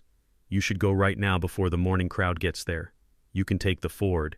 Give the old engine a nice run. Just be careful on those hills, okay? Let me know when you get back." The sheer sociopathic cruelty of his words echoed in the quiet of my kitchen. He was telling me to be careful while actively steering me into a lethal trap he had built with his own hands. He was waiting for the phone call from the local hospital or the county morgue. I let a long, heavy silence stretch over the phone line. I let him sit in that silence, letting his anxiety build until it was almost unbearable. "Actually, Derek," I finally said, my voice dropping its frail, tired facade and becoming completely clear, sharp, and chillingly cold. "I already went to the market this morning." The line went dead quiet. I could hear the faint sound of his breathing completely stop. "You went to the market?" he asked, his voice barely a terrified whisper. "But it is only 9 in the morning. You drove the car?" "No," I replied, allowing a cold, merciless smile to spread across my face. "I woke up feeling a bit dizzy today. I did not think it was safe for me to be behind the wheel of a heavy machine, so I called a taxi." Derek let out a choked, panicked gasp. It was the sound of a man watching his entire universe collapse.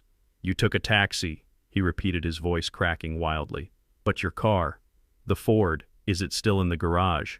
"Yes, it is sitting right there in the garage," I said smoothly. "Why do you ask, son? You sound out of breath. Is something wrong with my car?" No, nothing is wrong," he stammered frantically, the sheer terror practically vibrating through the cellular connection. "It is just that you should not leave it sitting too long. The fluids can leak, the brakes can get soft. You know what, Dad? Do not drive that car. I will come over later and check it for you. Do not even open the garage door. I am sure the car is perfectly fine, Derek." I pressed, twisting the psychological knife deeper into his chest. In fact, my neighbor Arthur asked if he could borrow it this afternoon to run some errands. I told him the keys were on the counter. "Dad, no." Derek screamed into the phone, losing complete control of his emotions. "Do not let Arthur drive that car. Do not let anyone touch it. I am telling you, it is not safe. I mean, it needs an oil change. I will call a tow truck right now and have it taken to a mechanic. Just stay out of the garage." He was trapped in a nightmare of his own making. If I drove the car and survived, he would be exposed. If a neighbor drove the car and crashed, he would be guilty of murdering an innocent bystander. If he called a tow truck, the mechanics would immediately see that the thick, reinforced hydraulic brake line had been deliberately and cleanly severed with heavy wire cutters. There was no mechanical failure. There was only undeniable sabotage. His perfect, untraceable accident had just become a ticking time bomb pointing directly at his guilt. "Calm down, Derek," I said, my voice dripping with absolute terrifying control. "I will not let Arthur drive it. I will leave it exactly where it is, sitting in the dark, leaking all over the floor." I hung up the phone without waiting for a response. I did not need to hear another word. I knew exactly what he was doing on the other end of the line. He was likely pacing his expensive living room, tearing at his hair, realizing that he had left his DNA on the garage door handle, his footprints on my concrete floor, and his wire cutters in his own toolbox. They were completely out of options. The poison had failed. The gas explosion had failed. The brake sabotage had failed. The clock was ticking down to their federal audit, and they were entirely out of quiet, sneaky ways to kill me. They were going to have to burn the entire house down, and I was going to be sitting in the front row watching them light the match. The clock was running out for my son and his wife. The failed brake sabotage had pushed them past the point of desperation and straight into the realm of absolute madness. They were no longer trying to be subtle. When the walls are closing in on a rat, it stops looking for the maze exit and just starts chewing through the drywall. I was sitting in my basement command center monitoring the encrypted audio feeds I had planted in their home. Yes, I had tapped their phones in their living room 2 weeks ago. I am a mechanical engineer who spent 40 years designing surveillance countermeasures for the government. Planting a microtransmitter in Paige's designer handbag during her last fake visit was child's play. It was a rainy Thursday evening when I heard the final nail being driven into their coffin. The audio feed crackled to life with the sound of breaking glass. Paige had thrown a wine glass against the wall in a blind rage. "We have less than 3 weeks, Derek," she screamed, her voice completely hoarse and manic. "The federal auditors sent the official notice today. They are coming to the design studio. If that $1.5 million is not sitting in the escrow account, they are putting us in handcuffs. Your father is still alive. The poison failed. The brakes failed. He is sitting in that house completely fine." I heard Derek pacing the floor, his heavy footsteps echoing through the transmission. "I do not know what else to do." "Paige," he panicked. "Every time I try to set up an accident, he somehow avoids it. It is like he is a ghost. We cannot just walk up and shoot him. We do not need to shoot him." Paige hissed, her voice dropping to a terrifying deadpan whisper. "We are going to burn the house down. Tonight." Derek stopped pacing. "Burn the house down," he repeated. "Yes," Paige confirmed, her tone dripping with venom. "We go in at 2 in the morning. We take a canister of gasoline from your garage. We pour it in his living room and around the kitchen. We turn on the gas stove dial just like I did last week. We light a match and we walk away. The fire investigators will find the open stove. They already know he is senile. The neighbors already testified to it. They will rule it a tragic accident caused by an old man who forgot to turn off the burner. The house burns. He dies. The life insurance pays out double for an accidental death, and we are saved." There was a long, agonizing silence. I waited for my son to draw the line. I waited for him to say that burning his own father alive in his sleep was a boundary he would never cross. "Okay," Derek finally whispered. "I will get the gasoline ready." I reached out and turned off the audio receiver. My heart did not break. It did not even skip a beat. The last remaining shred of paternal affection I held for Derek turned into cold, solid ash. He had just signed his own death warrant. I immediately picked up my secure phone and called Detective Miller. He answered on the first ring. Tonight, I told him, my voice absolutely devoid of emotion. 2 in the morning. They are coming to burn the house down with me inside it. They are bringing gasoline. Miller cursed under his breath. "We are mobilizing right now, Mr. Carver," he said. "I am bringing the tactical units and the federal arson task force. You need to get out of that house immediately." "I am not leaving until the trap is perfectly set," I replied. "I will meet your team at the rear extraction point in exactly 1 hour." I hung up the phone and walked upstairs to my bedroom. The house was quiet, filled with the memories of my late wife, Yvonne. We had built our entire lives within these walls. Now my son was coming to turn it into a crematorium. I needed them to believe I was asleep in my bed when they poured the gasoline. If they looked through the window and saw an empty room, they would abort the plan and we would lose the absolute proof of their intent. I opened my closet and pulled out a large, heavy duffel bag and several thick winter coats. I laid them out on the bed, arranging them carefully to mimic the shape of a human body sleeping on its side. I fluffed the pillows and draped my favorite old cardigan over the top of the pile. Finally, I pulled the heavy quilt up over the arrangement, tucking it in tight. In the dim light of the bedroom, it looked exactly like a 71-year-old man peacefully dreaming. I stood back and looked at the decoy. It was a profound, deeply disturbing moment. I was looking at the exact spot where my son intended to murder me. I was looking at the ghost he wanted to create. I did not pack any bags. I did not take any sentimental photographs or family heirlooms. Those things belonged to a past that no longer existed. I simply put on my dark wool coat, locked the basement server room, and walked out the back door into the cold, rainy night. I moved silently through my backyard, crossing the wet grass and slipping through the wooden gate that opened into the narrow alleyway behind my property. A massive black surveillance van was already parked in the shadows, its engine idling completely silently. The side door slid open and a federal agent pulled me inside. The interior of the van was bathed in the blue light of a dozen high-definition monitors. Detective Miller was sitting in a swivel chair wearing a dark tactical vest. He pointed to an empty chair next to him. "Take a seat," Mr. Carver Miller said, his voice tense with anticipation. "We have the entire perimeter locked down. I have 20 armed officers hiding in the neighboring yards and an intercept team waiting 2 blocks away. They are not getting out of this neighborhood." I sat down and looked at the main monitor. It displayed the live feed from the hidden camera in my living room. The house looked so peaceful, so entirely ordinary. We waited. The rain beat a steady rhythm against the metal roof of the surveillance van. Inside, the tactical communication channels crackled quietly as the officers reported their positions. My eyes never left the screen.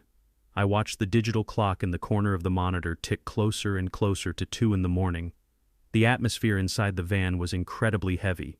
Even the hardened federal agents were shifting uncomfortably. They had arrested mob bosses and serial killers, but watching a son arrive to burn his elderly father alive was a different kind of darkness. At exactly 2:12 in the morning, the tactical radio hissed. "Target vehicle is turning onto the street," a sniper reported from a nearby rooftop. Silver SUV driving with the headlights completely turned off. Miller leaned forward, gripping the edge of the console.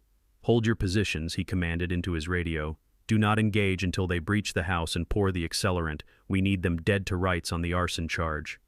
I watched the exterior camera feed. The sleek silver vehicle glided silently down the wet street, pulling to a stop directly in front of my driveway. The driver's side door opened. Derek stepped out wearing dark clothes and pulling a black ski mask over his face. He walked around to the trunk and opened it. Paige stepped out of the passenger side, also dressed entirely in black. She looked around this quiet street, her movements quick and paranoid. Derek reached into the trunk and pulled out a large, heavy red plastic gas can. My chest tightened. I was watching the boy I had raised holding the fire that was meant to consume my life. They moved quickly up the driveway, avoiding the gravel and stepping softly on the wet grass. They approached the front door. Derek pulled a small metal tool from his pocket. He was a mechanical engineer just like me. He picked the lock on my front door in less than 30 seconds. The front door swung open and they stepped into my dark living room. The interior cameras tracked their every single move.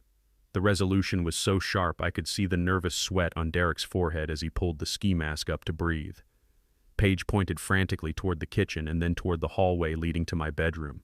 She was giving the orders. She was the architect of this hell. Derek nodded, his hands shaking so violently the red gas can rattled against his leg. He unscrewed the cap. He tipped the nozzle forward. The thick, toxic smell of gasoline would be filling my beautiful home right now, soaking into the antique rug my wife had woven, splashing against the walls that held 40 years of our memories. He was systematically erasing our existence. I sat in the cold surveillance van, surrounded by armed men, watching my son prepare my funeral pyre. The trap was fully loaded. The predators were standing right in the center of the cage, holding the match. I turned to Detective Miller and gave him a slow, deliberate nod. It was time to drop the hammer. The tactical surveillance van was entirely dark except for the cool blue glow radiating from the bank of high-definition monitors. Rain battered against the metal roof, masking the sounds of the neighborhood outside. Detective Miller sat beside me with his heavy tactical radio pressed tightly against his ear. His eyes were completely glued to the main screen. Inside my quiet home, my son Derek was systematically pouring highly flammable gasoline across the beautiful hardwood floors my late wife Yvonne had loved so much. Paige was standing nervously by the front door, keeping watch and urging him to move faster. The heavy smell of stale coffee and nervous adrenaline filled the confined space of our mobile command center. Miller glanced over at me. His eyes searched my face, looking for a crack in my armor. He expected me to be weeping. He expected an elderly father watching his own flesh and blood destroy his entire world to physically and emotionally fall apart. But I sat there with my hands resting calmly on my lap. My breathing was completely even and steady. I was not watching a tragedy unfold.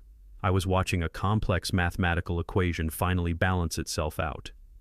"You are made of absolute ice," Malcolm Miller whispered, shaking his head in disbelief. I have been investigating homicides and betrayals for 30 years, and I have never seen a victim watch their own murder plot with such terrifying detachment. It is not natural to be this calm. I turned my eyes away from the glowing screen and looked directly at the seasoned detective. "I am not made of ice, detective," I replied softly. "I am simply a man who knows exactly what he is worth. For my entire life, people like Paige and her wealthy parents have looked at me and seen nothing but a convenient stereotype. They looked at my dark skin, my calloused hands, and my modest house, and they saw a poor, uneducated man. They assumed my entire universe consisted of a small government pension and a monthly social security check. My own son forgot the man who raised him. He bought into his wife's pathetic illusion of upper-class wealth and began to look down on the very hands that fed him." Miller lowered his radio slightly, giving me his full attention. What none of them ever bothered to understand was the true nature of my work. I continued keeping my voice low so I would not distract the tactical operators sitting in the front seats. I did not just tighten bolts or fix engines for the Defense Department. I was a senior systems engineer. 30 years ago, long before massive global shipping conglomerates dominated the world, I was working on automated sorting mechanisms. I designed a highly specific microchip architecture. It was a radio frequency identifier capable of scanning, sorting, and tracking thousands of logistical packages per minute with absolute zero margin for error. I patented that architecture under a corporate shell name in 1993. Miller stared at me, his brow furrowed. I was a radio frequency identifier capable of scanning, sorting, and tracking thousands of logistical packages per minute with absolute zero margin for error. I patented that architecture under a corporate shell name in 1993. Miller stared at me, his brow furrowed. I was a radio frequency identifier capable of scanning, sorting, and tracking thousands of logistical packages per minute with absolute zero margin for error. I patented that architecture under a corporate shell name in 1993. Miller stared at me, his brow furrowed. I was a radio frequency identifier capable of scanning, sorting, and tracking thousands of logistical packages per minute with absolute zero margin for error. I patented that architecture under a corporate shell name in 1993. Miller stared at me, his brow furrowed. I was a radio frequency identifier capable of scanning, sorting, and tracking thousands of logistical packages per minute with absolute zero margin for error. I patented that architecture under a corporate shell name in 1993. Miller stared at me, his brow furrowed. I was a radio frequency identifier capable of scanning, sorting, and tracking thousands of logistical packages per minute with absolute zero margin for error. I patented that architecture under a corporate shell name in 1993. Miller stared at me, his brow furrowed. I was a radio frequency identifier capable of scanning, sorting, and tracking thousands of logistical packages per minute with absolute zero margin for error. I patented that architecture under a corporate shell name in 1993. Miller stared at me, his brow furrowed. I was a radio frequency identifier capable of scanning, sorting, and tracking thousands of logistical packages per minute with absolute zero margin for error. I patented that architecture under a corporate shell name in 1993. Miller stared at me, his brow furrowed. I was a radio frequency identifier capable of scanning, sorting, and tracking thousands of logistical packages per minute with absolute zero margin for error. I patented that architecture under a corporate shell name in 1993. Miller stared at me, his brow furrowed. I was a radio frequency identifier capable of scanning, sorting, and tracking thousands of logistical packages per minute with absolute zero margin for error. I patented that architecture under a corporate shell name in 1993. Miller stared at me, his brow furrowed. I was a radio frequency identifier capable of scanning, sorting, and tracking thousands of logistical packages per minute with absolute zero margin for error. I patented that architecture under a corporate shell name in 1993. Miller stared at me, his brow furrowed. I was a radio frequency identifier capable of scanning, sorting, and tracking thousands of logistical packages per minute with absolute zero margin for error. I patented that architecture under a corporate shell name in 1993. Miller stared at me, his brow furrowed. I was a radio frequency identifier capable of scanning, sorting, and tracking thousands of logistical packages per minute with absolute zero margin for error. I patented 93. Miller stared at me, his brow furrowing as he processed the magnitude of what I was telling him. Every single time a major shipping company scans a barcode in a modern warehouse, I receive a fraction of a cent, I explained calmly. A fraction of a cent does not sound like a lot of money until you multiply it by billions of packages moving across the globe every single day over 3 decades. My wife Yvonne and I never cared for flashy cars or massive sprawling mansions. We grew up hard, and we knew that invisible money is safe money, while loud flashy money only makes you a target for vultures. So we placed everything into an anonymous blind trust, I said. We lived in the same comfortable house, we drove the same reliable cars, and we shopped at the same local grocery stores because we were genuinely happy. We did not need to prove our worth to country club snobs or insecure neighbors. Miller swallowed hard, his eyes growing wide. "How much is in the trust, Malcolm?" he asked, his voice barely a rough whisper. $45 million in liquid assets and diversified commercial portfolios, I answered without a single ounce of arrogance or pride. It is simply a mathematical fact. The detective let out a long, sharp breath, leaning back in his swivel chair. He looked at the monitor where Derek was now splashing gasoline against the walls of the hallway leading to my empty bedroom. "They are throwing their entire lives away for absolutely nothing," Miller muttered, running a hand over his face. "Derek is committing federal arson and attempted murder for a $2 million life insurance policy when he was standing to inherit an absolute empire. If he had just been a good son, he would have had everything." "He is not throwing it away for nothing," I corrected the detective, my voice dropping to a dangerous, chilling whisper. "He is throwing it away to pay off a debt they think they still owe to the bank to keep the federal investigators from discovering Page's massive embezzlement scheme. But they do not owe the bank anymore, detective. I took the bank entirely out of the equation." Miller looked deeply confused. "What do you mean you took it out of the equation?" he asked. I leaned closer to the detective, feeling the absolute supreme weight of justice settling heavily into my bones. "Yesterday afternoon, while my son was busy cutting the brake lines on my car, I instructed the attorneys managing my blind trust to reach out to the federal bank holding Page's fraudulent business accounts. I had my trust quietly and anonymously purchase her entire $1.5 million debt. I bought the commercial liens on her interior design firm. I bought the massive secondary mortgage they secretly took out on their $2 million suburban estate. The bank was absolutely thrilled to offload the toxic assets for a lump sum of cash." Miller's jaw physically dropped open. "Page and Derek think they are burning this house down tonight to satisfy the bank and keep the federal auditors away," I explained. My eyes locked onto the screen. "They think this fire will erase their problems, clear their ledgers, and give them a fresh start. But they do not owe the bank a single dime anymore. They owe me. I am their sole creditor. I legally own the roof over their heads, the luxury cars in their driveway, and the very design business they are trying to save with my blood." I paused, letting the absolute finality of my trap wash over the seasoned detective. Even if they somehow escaped this arson charge and walked away cleanly tonight, they would wake up tomorrow morning to a living nightmare.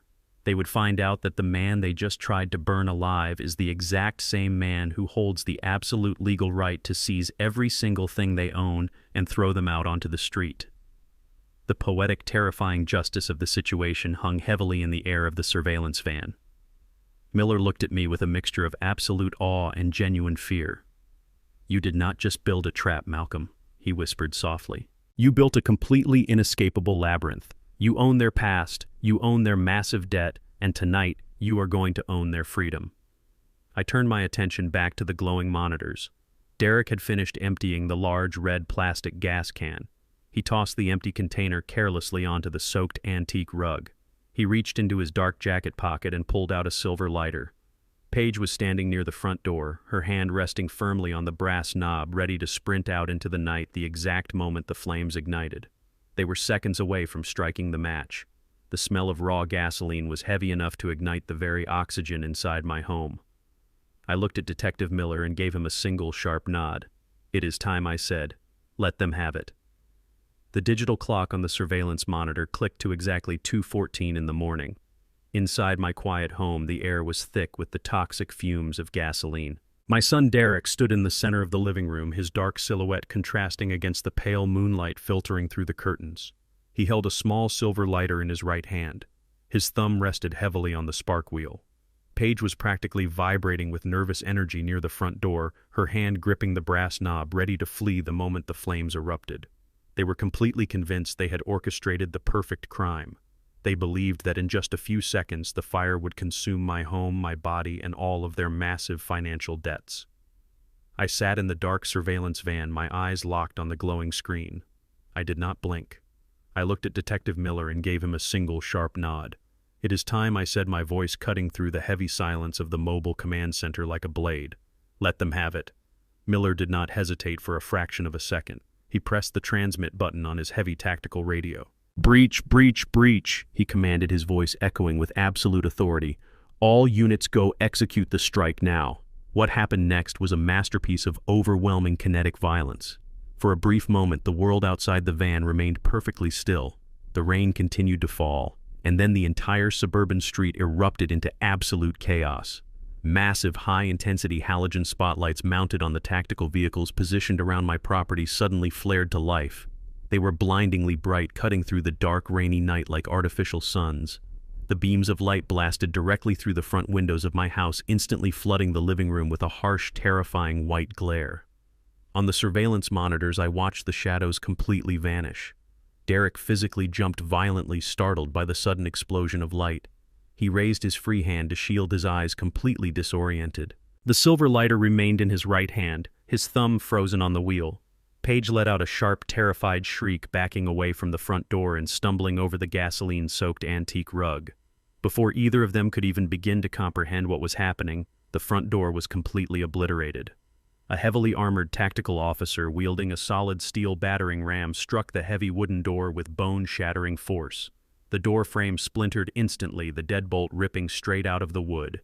The door flew open, crashing violently against the interior wall. At the exact same moment, the heavy glass sliding doors at the back of the house were smashed inward. "Police, police, drop the weapon. Get on the ground." Multiple voices roared simultaneously. More than a dozen heavily armed federal agents and tactical officers swarmed into my living room from every possible entry point. They moved with terrifying speed and precision, completely taking over the space in a matter of seconds. Their dark tactical gear and ballistic helmets made them look like an unstoppable force of nature. Red laser sights danced wildly across Derek and Paige, cutting through the heavy gasoline fumes. Derek was completely paralyzed. His brain could not process the overwhelming sensory overload. He stood frozen in the center of the living room, surrounded by men pointing automatic rifles directly at his chest. The silver lighter, the instrument of my intended execution, was still gripped tightly in his trembling hand. "Drop it now," an officer screamed, stepping directly into Derek's line of sight, his weapon raised. "If you ignite that lighter, we will drop you right here. Do it now." The sheer terror on my son's face was something I will never forget. The arrogant, entitled facade he had worn for years was completely shattered. He realized in that split second that he was not a mastermind. He was just a pathetic, desperate criminal caught entirely red-handed. His fingers went completely numb. The silver lighter slipped from his grasp, falling harmlessly onto a dry patch of hardwood floor, completely missing the pools of highly flammable gasoline. It landed with a hollow metallic clink that echoed loudly over the shouting voices. The moment the lighter left his hand, two massive tactical officers lunged forward. They hit Derek with the force of a freight train, driving his shoulders down and slamming him violently into the hardwood floor. The impact knocked the wind completely out of his lungs.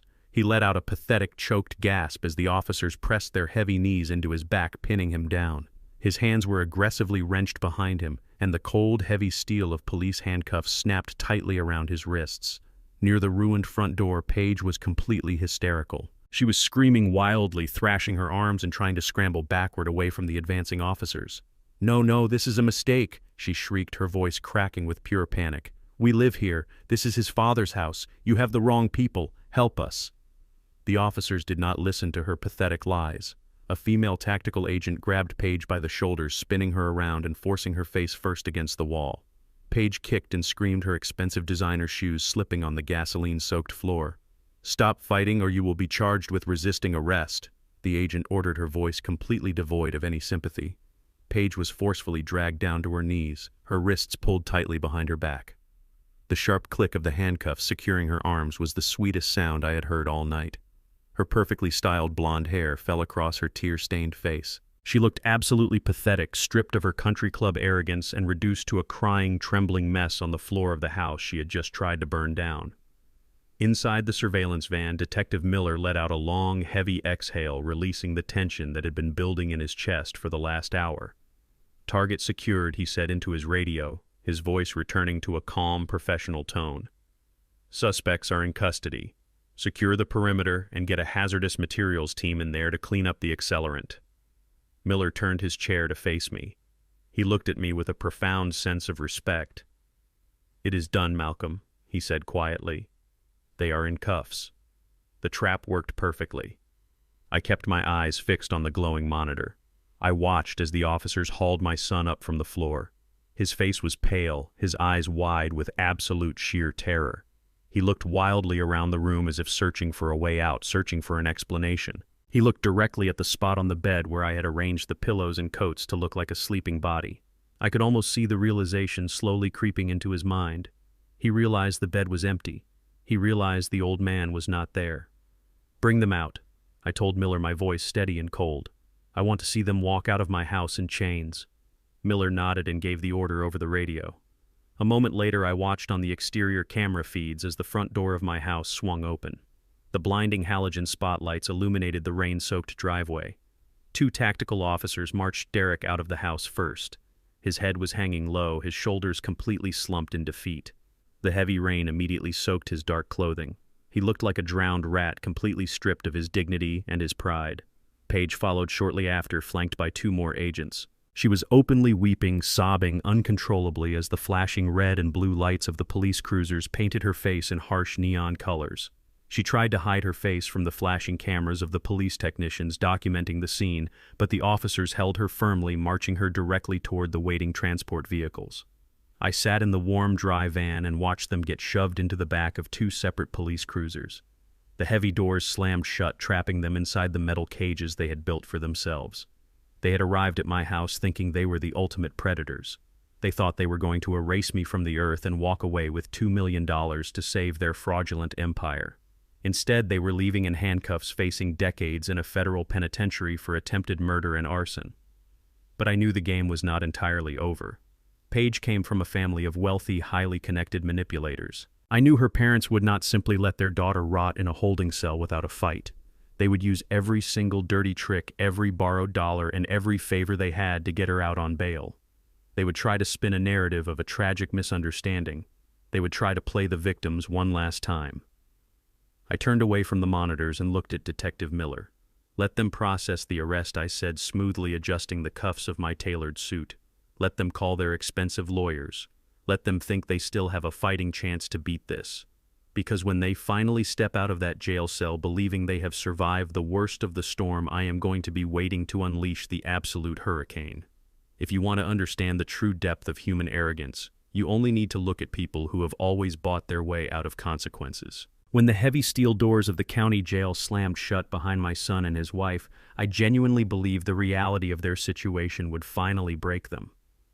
I thought sitting in a cold concrete cell wearing standard-issue orange jumpsuits would force them to confront the absolute horror of attempting to burn an elderly man alive. I expected tears of genuine remorse. I expected them to finally realize that their actions had destroyed their lives forever. But I severely underestimated the sheer delusional power of upper-class privilege. They did not break. They did not repent. They simply used their one phone call to contact Paige's parents. Bradley and Victoria Kensington were drowning in a sea of defaulted mortgages and fraudulent country club debts. Yet when their precious daughter called them from the precinct weeping about being framed by an overzealous police department, they performed a miracle of financial gymnastics. To get Derek and Paige out of jail pending trial required an exorbitant amount of money. The judge had set bail incredibly high due to the violent nature of the premeditated arson and attempted murder charges.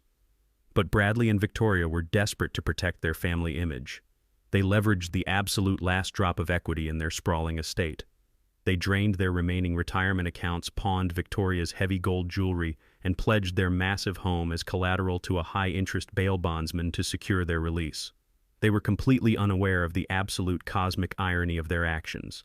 They did not know that the very bank holding their primary mortgages, the bank they were desperately trying to appease, was secretly controlled by my anonymous blind trust. They were quite literally borrowing my money, leveraging assets that I legally owned just to rescue the people who had tried to murder me. 2 days after the dramatic police raid, my private intelligence contractor Donovan sent me a secure, encrypted message detailing their new legal strategy. Derek and Paige had walked out of the county jail, blinking in the sunlight, completely convinced that their nightmare was over. They had hired a team of the most expensive, ruthless defense attorneys in the state, and the story these high-priced lawyers were spinning was a masterpiece of insulting fiction. They were preparing to argue that the entire event was a terrible, tragic misunderstanding. They planned to tell the judge that I was a senile hoarder living in dangerous squalor, and that my loving son and daughter-in-law had simply come over late at night to deep clean the hardwood floors. The gasoline the police found, they were going to claim it was an industrial-grade cleaning solvent they had mistakenly purchased. The silver lighter Derek was holding when the police kicked down the door. They were going to tell the jury he was just using it to see in the dark, because the power in my old house was allegedly flickering. It was an absolutely absurd defense. It was an insult to basic human intelligence. But with enough money and a smooth-talking lawyer wearing a $5,000 suit, they genuinely believed they could confuse a jury just enough to create reasonable doubt and walk away completely free. They thought they could sweep my attempted murder under the rug like it was nothing more than a spilled glass of wine. But high-powered defense attorneys require massive upfront retainers, and the Kensington family was completely out of liquid cash. Their accounts were frozen, their credit cards were maxed out, and the federal auditors were still scheduled to investigate Paige's interior design firm in less than 2 weeks. So they resorted to the only tactic they had left in their playbook: absolute shameless manipulation. They organized a highly exclusive VIP dinner party at one of the most expensive French restaurants in the city's financial district. They invited all of their wealthy country club friends, their affluent business associates, and the local socialites who still believed the Kensington family was royalty. They were hosting a legal defense fundraiser masquerading as a sympathy dinner. Donovan forwarded me the digital invitation they had sent out to their elite circle. It was sickening to read. Paige and her parents were playing the ultimate victim card. They claimed they were being unfairly targeted by a corrupt, aggressive police system and a confused elderly father who simply did not understand that they were only trying to help him. They were going to stand in front of their wealthy peers, sip expensive imported champagne, eat gourmet food, and cry about how they were the ones suffering. They were actively passing the hat around, asking their rich friends to donate thousands of dollars to their legal fund to help them beat the charges. They were going to turn my attempted murder into a high society charity event for their own salvation. A normal father would have been crushed by the sheer audacity of it. A normal man would have sat alone in his house feeling completely defeated by a justice system that allowed wealthy criminals to walk the streets and throw parties while awaiting trial for arson. But I was not a normal man, and I was entirely done waiting in the shadows. I stood in my quiet bedroom and looked at my reflection in the full-length mirror. For 5 years since my beautiful wife Yvonne passed away, I had played the part of the invisible working-class mechanic. I had worn faded sweaters, worn-out plaid shirts, and scuffed shoes to make them feel comfortable in their manufactured superiority. I had let them look down on my dark skin and my modest home. I opened the heavy oak doors of my closet and pushed all the faded clothes aside. I reached to the very back and pulled out a bespoke wool suit tailored flawlessly to my exact measurements. It was a deep charcoal gray, radiating quiet, untouchable power. I put on a crisp white dress shirt and a silk tie. I slipped on a pair of polished Italian leather Oxfords that cost more than Derek's first car. Finally, I fastened a heavy vintage gold watch around my wrist. I looked in the mirror again. The frail, hunched 71-year-old pensioner was completely gone. The man staring back at me was Malcolm Carver, the mechanical engineer who held the patents to global logistical systems. The man whose blind trust controlled $45 million in liquid assets. The man who owned the very ground my arrogant son and his wife walked on. I picked up my phone and dialed the direct number for my private attorney. I told him to gather his briefcase, gather the financial foreclosure documents, and meet me at the restaurant in exactly 1 hour. Derek Paige and her snobbish parents thought they could host a glamorous dinner party to tell their friends a beautiful lie. They thought they could drink wine and laugh about outsmarting the old man one last time. They had absolutely no idea that I was going to walk through the front doors of that restaurant and serve them the absolute devastating truth right in front of everyone they had ever tried to impress. The final execution was about to begin, and I was going to make sure the entire city watched them burn. The air inside the grand ballroom of the exclusive French restaurant was thick with the scent of expensive perfume and roasted truffles. Crystal chandeliers cast a warm golden glow over the 50 hand-picked guests mingling near the open bar, It was a sea of tailored tuxedos and designer evening gowns. At the center of the room stood my son Derek and his wife Paige holding crystal champagne flutes. Paige was dressed in a conservative but incredibly expensive black silk dress perfectly calculated to make her look like a mourning victim of circumstance. Her parents Bradley and Victoria hovered nearby, working the room with practiced ease.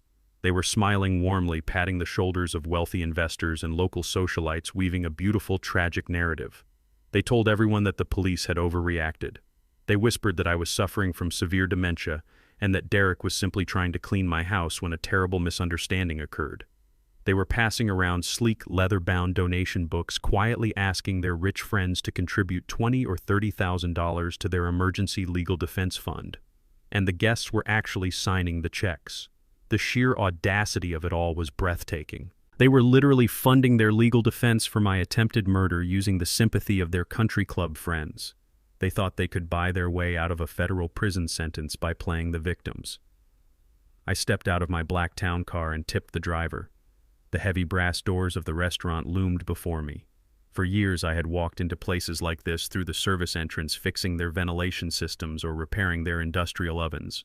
I had spent my entire life building machines and staying entirely out of the spotlight. Tonight I was walking through the front doors as the most powerful man in the building.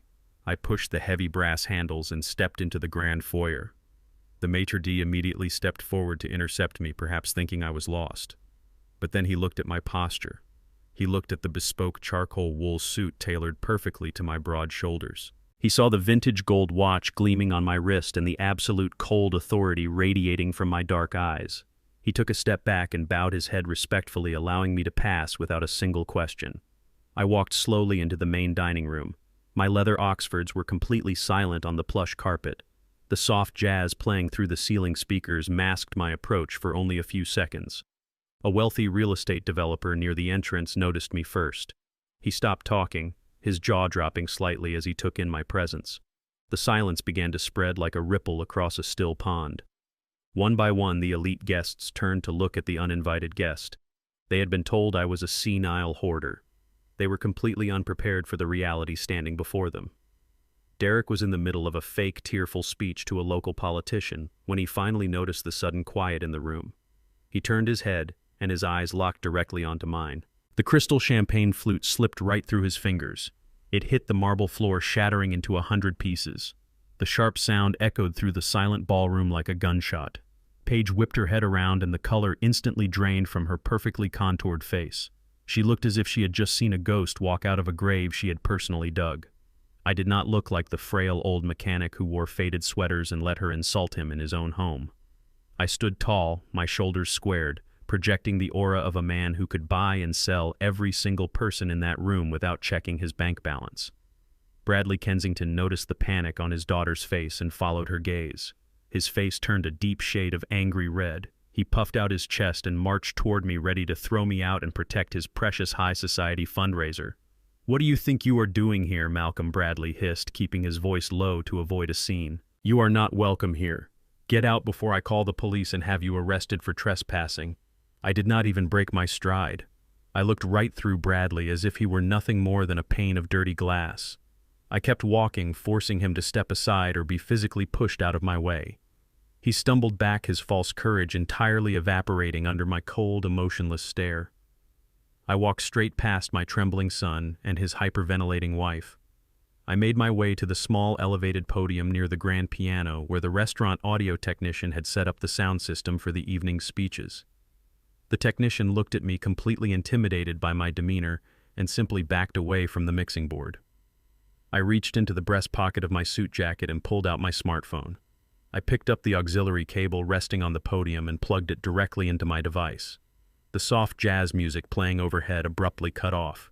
The sudden total silence in the grand ballroom was deafening. 50 of the wealthiest people in the city stood perfectly still, staring at the 71-year-old black man standing at the podium. They had just spent the last hour listening to Paige and Derek cry about how crazy and dangerous I was. Now I was standing before them, looking like a titan of industry, holding the entire room in the palm of my hand. I did not tap the microphone. I did not introduce myself or offer a polite greeting. I simply unlocked my screen, opened my encrypted audio files, and pressed play. I turned the master volume slider on the mixing board all the way up. The pristine, high-fidelity speakers mounted in the ceiling of the restaurant crackled to life. The audio was incredibly crisp. The voice of my daughter-in-law echoed through the grand ballroom so loudly that it vibrated the crystal chandeliers above our heads.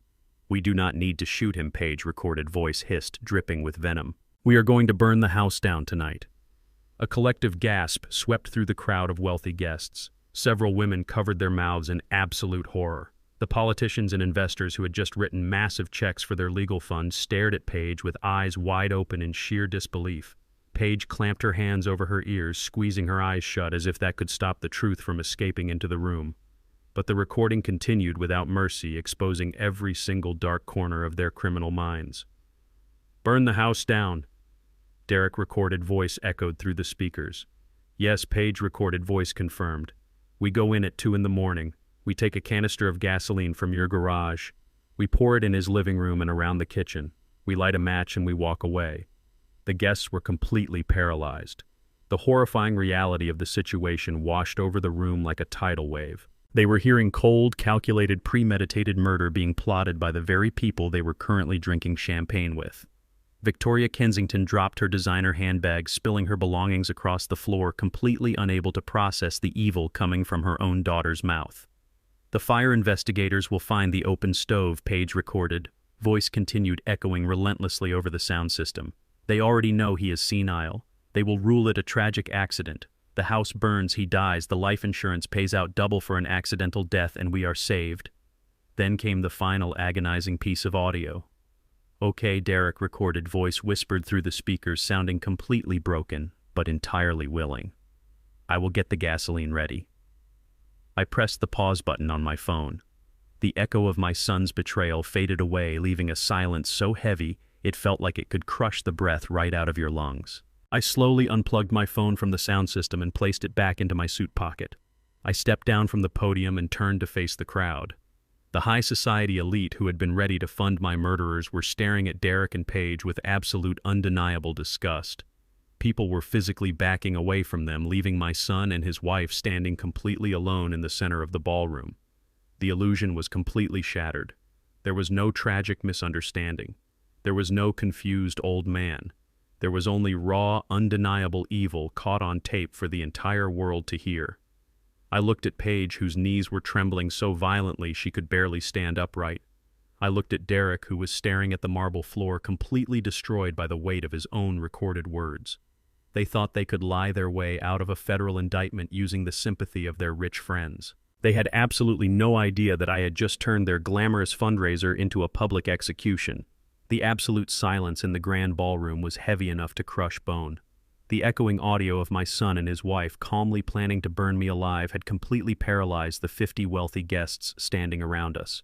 For a long, agonizing moment, nobody moved a single muscle. The elite socialites and wealthy investors who just minutes ago had been weeping in sympathy for the Kensington family were now staring at them with unfiltered horror and absolute revulsion. Some of the guests discreetly reached into their expensive jackets and designer purses to quietly tear up the donation checks they had just written. The beautiful, tragic illusion Paige and Derek had spun was entirely shattered, leaving nothing but the ugly, undeniable truth exposed under the crystal chandeliers. But arrogant men do not surrender gracefully. When a man who has built his entire identity on the illusion of superiority is backed into a corner, he does not apologize. He attacks. Bradley Kensington, the patriarch of this fraudulent family, finally snapped out of his stunned paralysis. The shock on his face rapidly mutated into a deep, violent shade of purple rage. He could not accept that he was being humiliated in front of his precious country club peers. He decided to double down on his delusions. "Get this man out of here!" Bradley roared, his voice cracking wildly as he pointed a trembling finger directly at my chest. He turned frantically toward the restaurant staff, waving his arms. "Where is the security? I demand that you throw this garbage out immediately. He is a pathetic, delusional old fool trying to extort us. That audio is completely fake. It is a deep-fake manipulation created by a sick, broken mind." Victoria Kensington immediately rushed to her husband's side, desperately trying to salvage their burning social status. She grabbed the arm of a wealthy real estate developer standing nearby, forcing a hysterical smile onto her face. "Please do not listen to a word this man says," Victoria pleaded, her heavy gold jewelry rattling as her hands shook. "Malcolm is a broke, senile mechanic. He has been losing his mind for months. He is just a poor, bitter old man who is jealous of our success and angry that we have to put him in a care facility. He is trying to smear our honor because he has absolutely nothing to his name." Two large security guards in dark suits stepped into the ballroom, responding to Bradley's frantic shouting. They walked cautiously toward the podium, their eyes darting between me and the screaming Kensington family. But as they approached, they slowed their pace. They looked at my posture. They looked at the bespoke charcoal wool suit I was wearing and the absolute unshakable calm radiating from my eyes. I did not look like a crazy old man trespassing in a fine dining establishment. I looked like I owned the building. The guards hesitated, completely unsure of how to proceed. I did not flinch. I let Bradley scream. I let Victoria beg her wealthy friends for validation. I stood perfectly still, watching them dig their own graves deeper and deeper into the marble floor. Then the heavy brass doors of the restaurant swung open for a second time. The frantic shouting in the room instantly died down as a tall, distinguished man walked briskly into the grand ballroom. It was my lead corporate attorney. He was wearing an immaculate navy blue suit and carrying a massive, heavy leather briefcase. He walked with the predatory confidence of a legal shark who destroyed entire corporations before his morning coffee. He completely ignored the confused security guards and walked straight past the trembling Kensington family. He stopped right beside me at the podium, giving me a brief, respectful nod. "Good evening, Mr. Carver," my attorney said, his voice carrying clearly across the silent room. "I have the final executed documents you requested from the federal bank." Bradley stared at the high-powered lawyer in complete bewilderment. He looked at the heavy leather briefcase and then back at me. "What is this?" Bradley stammered, his false courage beginning to crumble. "Who is this man?" "Malcolm, you do not have the money to hire a lawyer like this. You live on a pathetic government pension. You are completely broke." I slowly turned my head to look directly into Bradley Kensington's panicked eyes. The time for hiding was officially over. It was time to pull the curtain completely back. "You have always been a man who judges the depth of the ocean by looking only at the foam on the waves, Bradley," I said, my voice low, smooth, and echoing with absolute terrifying authority. "From the day my son married your daughter, you looked at my dark skin, you looked at the calluses on my hands, and you looked at my modest house. You saw a retired mechanic. You saw a peasant. You assumed my entire life amounted to a few pennies in a checking account and a rusted old car. You thought I was a poor, despicable man that your family could easily manipulate and discard." I took a slow, deliberate step forward, closing the distance between us. The wealthy guests leaned in, completely captivated by the execution unfolding before them. "My name is Malcolm Carver," I announced to the silent ballroom, my voice ringing out with crystal clarity. "I spent 40 years working as a senior mechanical engineer. 30 years ago, I designed and patented the microchip architecture used in every automated logistical scanning system on the planet. I did not waste my money on country club memberships or fake gold jewelry, Victoria. I put my earnings into an anonymous blind trust." I paused, letting the weight of my words settle over the room. "I am not a poor man, Bradley," I stated coldly. "My anonymous trust currently controls $45 million in liquid assets and commercial real estate. I could buy your sprawling suburban estate in cash and bulldoze it into the ground just for the entertainment value." The collective gasp from the high society guests was absolutely deafening. The real estate developer, who Victoria had just been begging for sympathy, literally dropped his drink. Bradley's mouth hung open, completely slack. The purple rage drained from his face, leaving him looking as pale and fragile as a ghost. The poor old mechanic he had been insulting all night was a multimillionaire standing at the absolute apex of the financial food chain. But I was not finished. The true devastation was just beginning.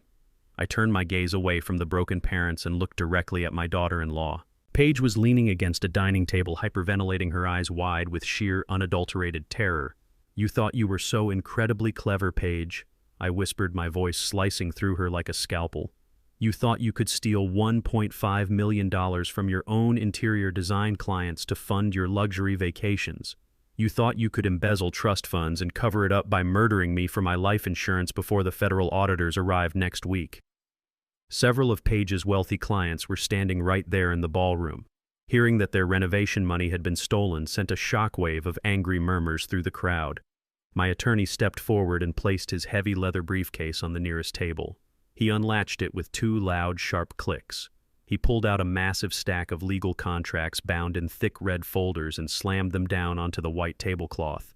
The heavy thud made Paige physically jump. Yesterday afternoon, I continued, my eyes locked onto her trembling frame. My trust reached out to the federal bank that holds your fraudulent business accounts. I had my attorneys completely buy out your massive debts. I bought the commercial liens on your design firm. I bought the secondary mortgage you secretly took out on your house. I pointed a firm finger directly at her. I am your sole creditor, Paige. I legally own the debt you created by stealing from these people. Derek finally found his voice. He scrambled forward, his face stained with tears and sweat. Dad. He choked out, his hands shaking wildly. Dad, please. We have the power of attorney. You signed it. You gave us the right to manage your estate. We can fix this. We can use the trust to pay everyone back. You signed the paper. I looked at the son I had sacrificed my entire youth to raise. I felt absolutely nothing but a cold, supreme clarity. You really are a fool, Derek, I said, shaking my head slowly. Did you honestly think I would hand you the keys to my kingdom after listening to you plan my murder? That power of attorney document you stole from my coffee table is absolute garbage. Derek froze, his tear-filled eyes blinking in total confusion. What do you mean? He whispered. I watched you sign it. You watched me sign it with my left hand, Derek, I corrected him strictly. And if you had bothered to look closely at the ink instead of blinding yourself with greed, you would have seen that I did not sign the name Malcolm Carver. I signed the name Marcus Timothy Craven. I deliberately misspelled the signature and mangled the cursive. In the eyes of the law, the document you are holding is a fraudulent piece of trash. It grants you absolutely zero authority over my life or my assets.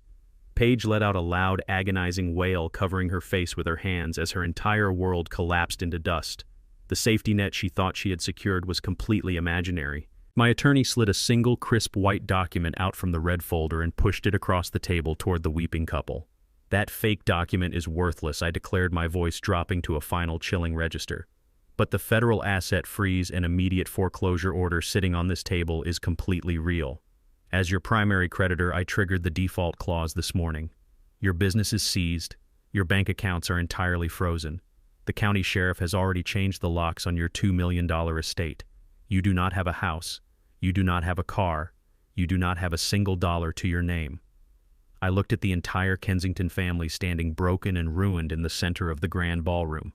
The public execution was absolutely flawless. I had completely stripped away their wealth, their freedom, and their dignity in front of the exact people they cared about most. They were completely and utterly destroyed. The heavy stack of foreclosure documents hitting the white tablecloth sounded like a judge slamming a wooden gavel.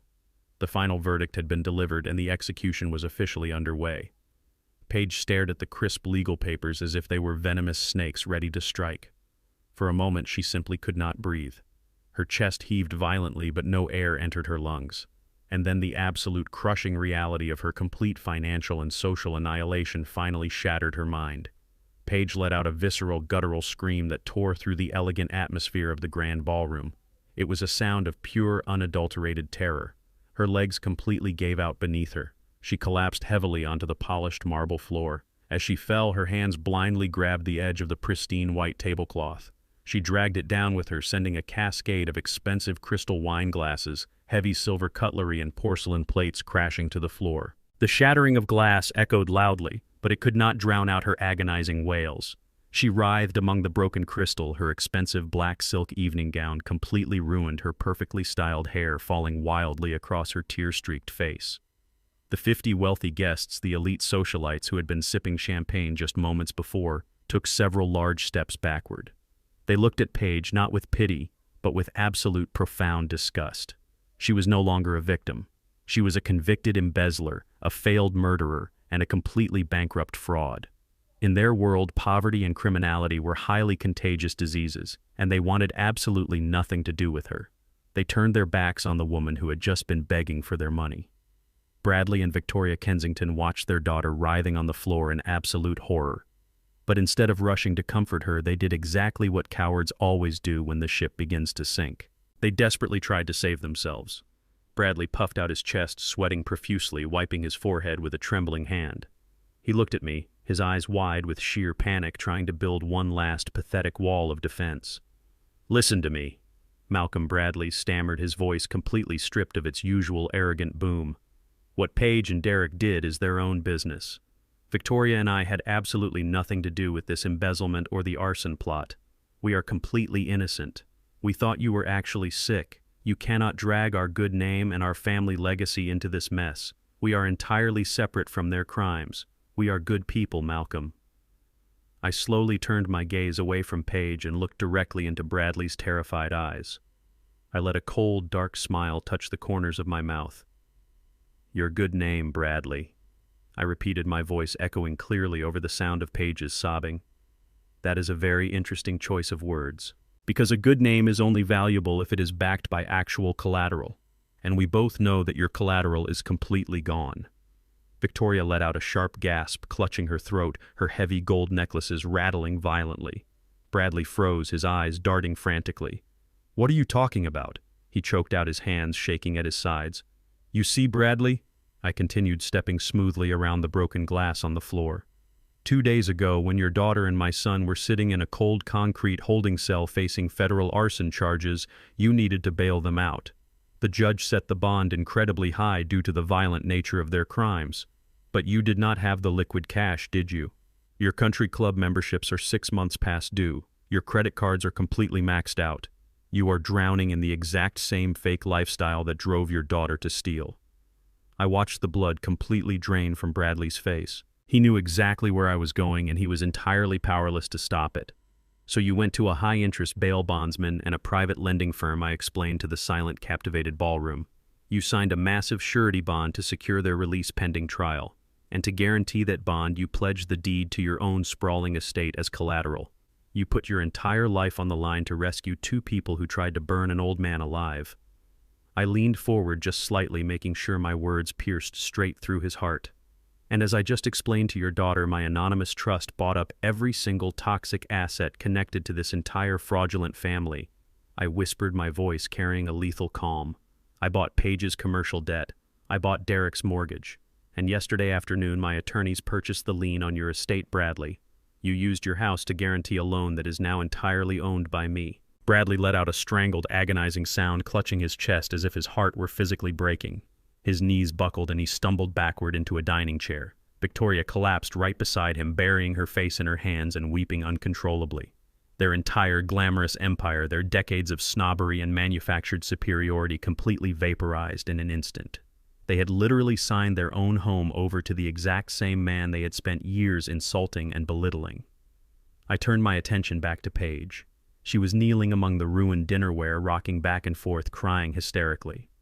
I walked slowly toward her, the sound of my leather Oxfords echoing against the marble floor. I stood directly over her, casting a long, dark shadow across her trembling body.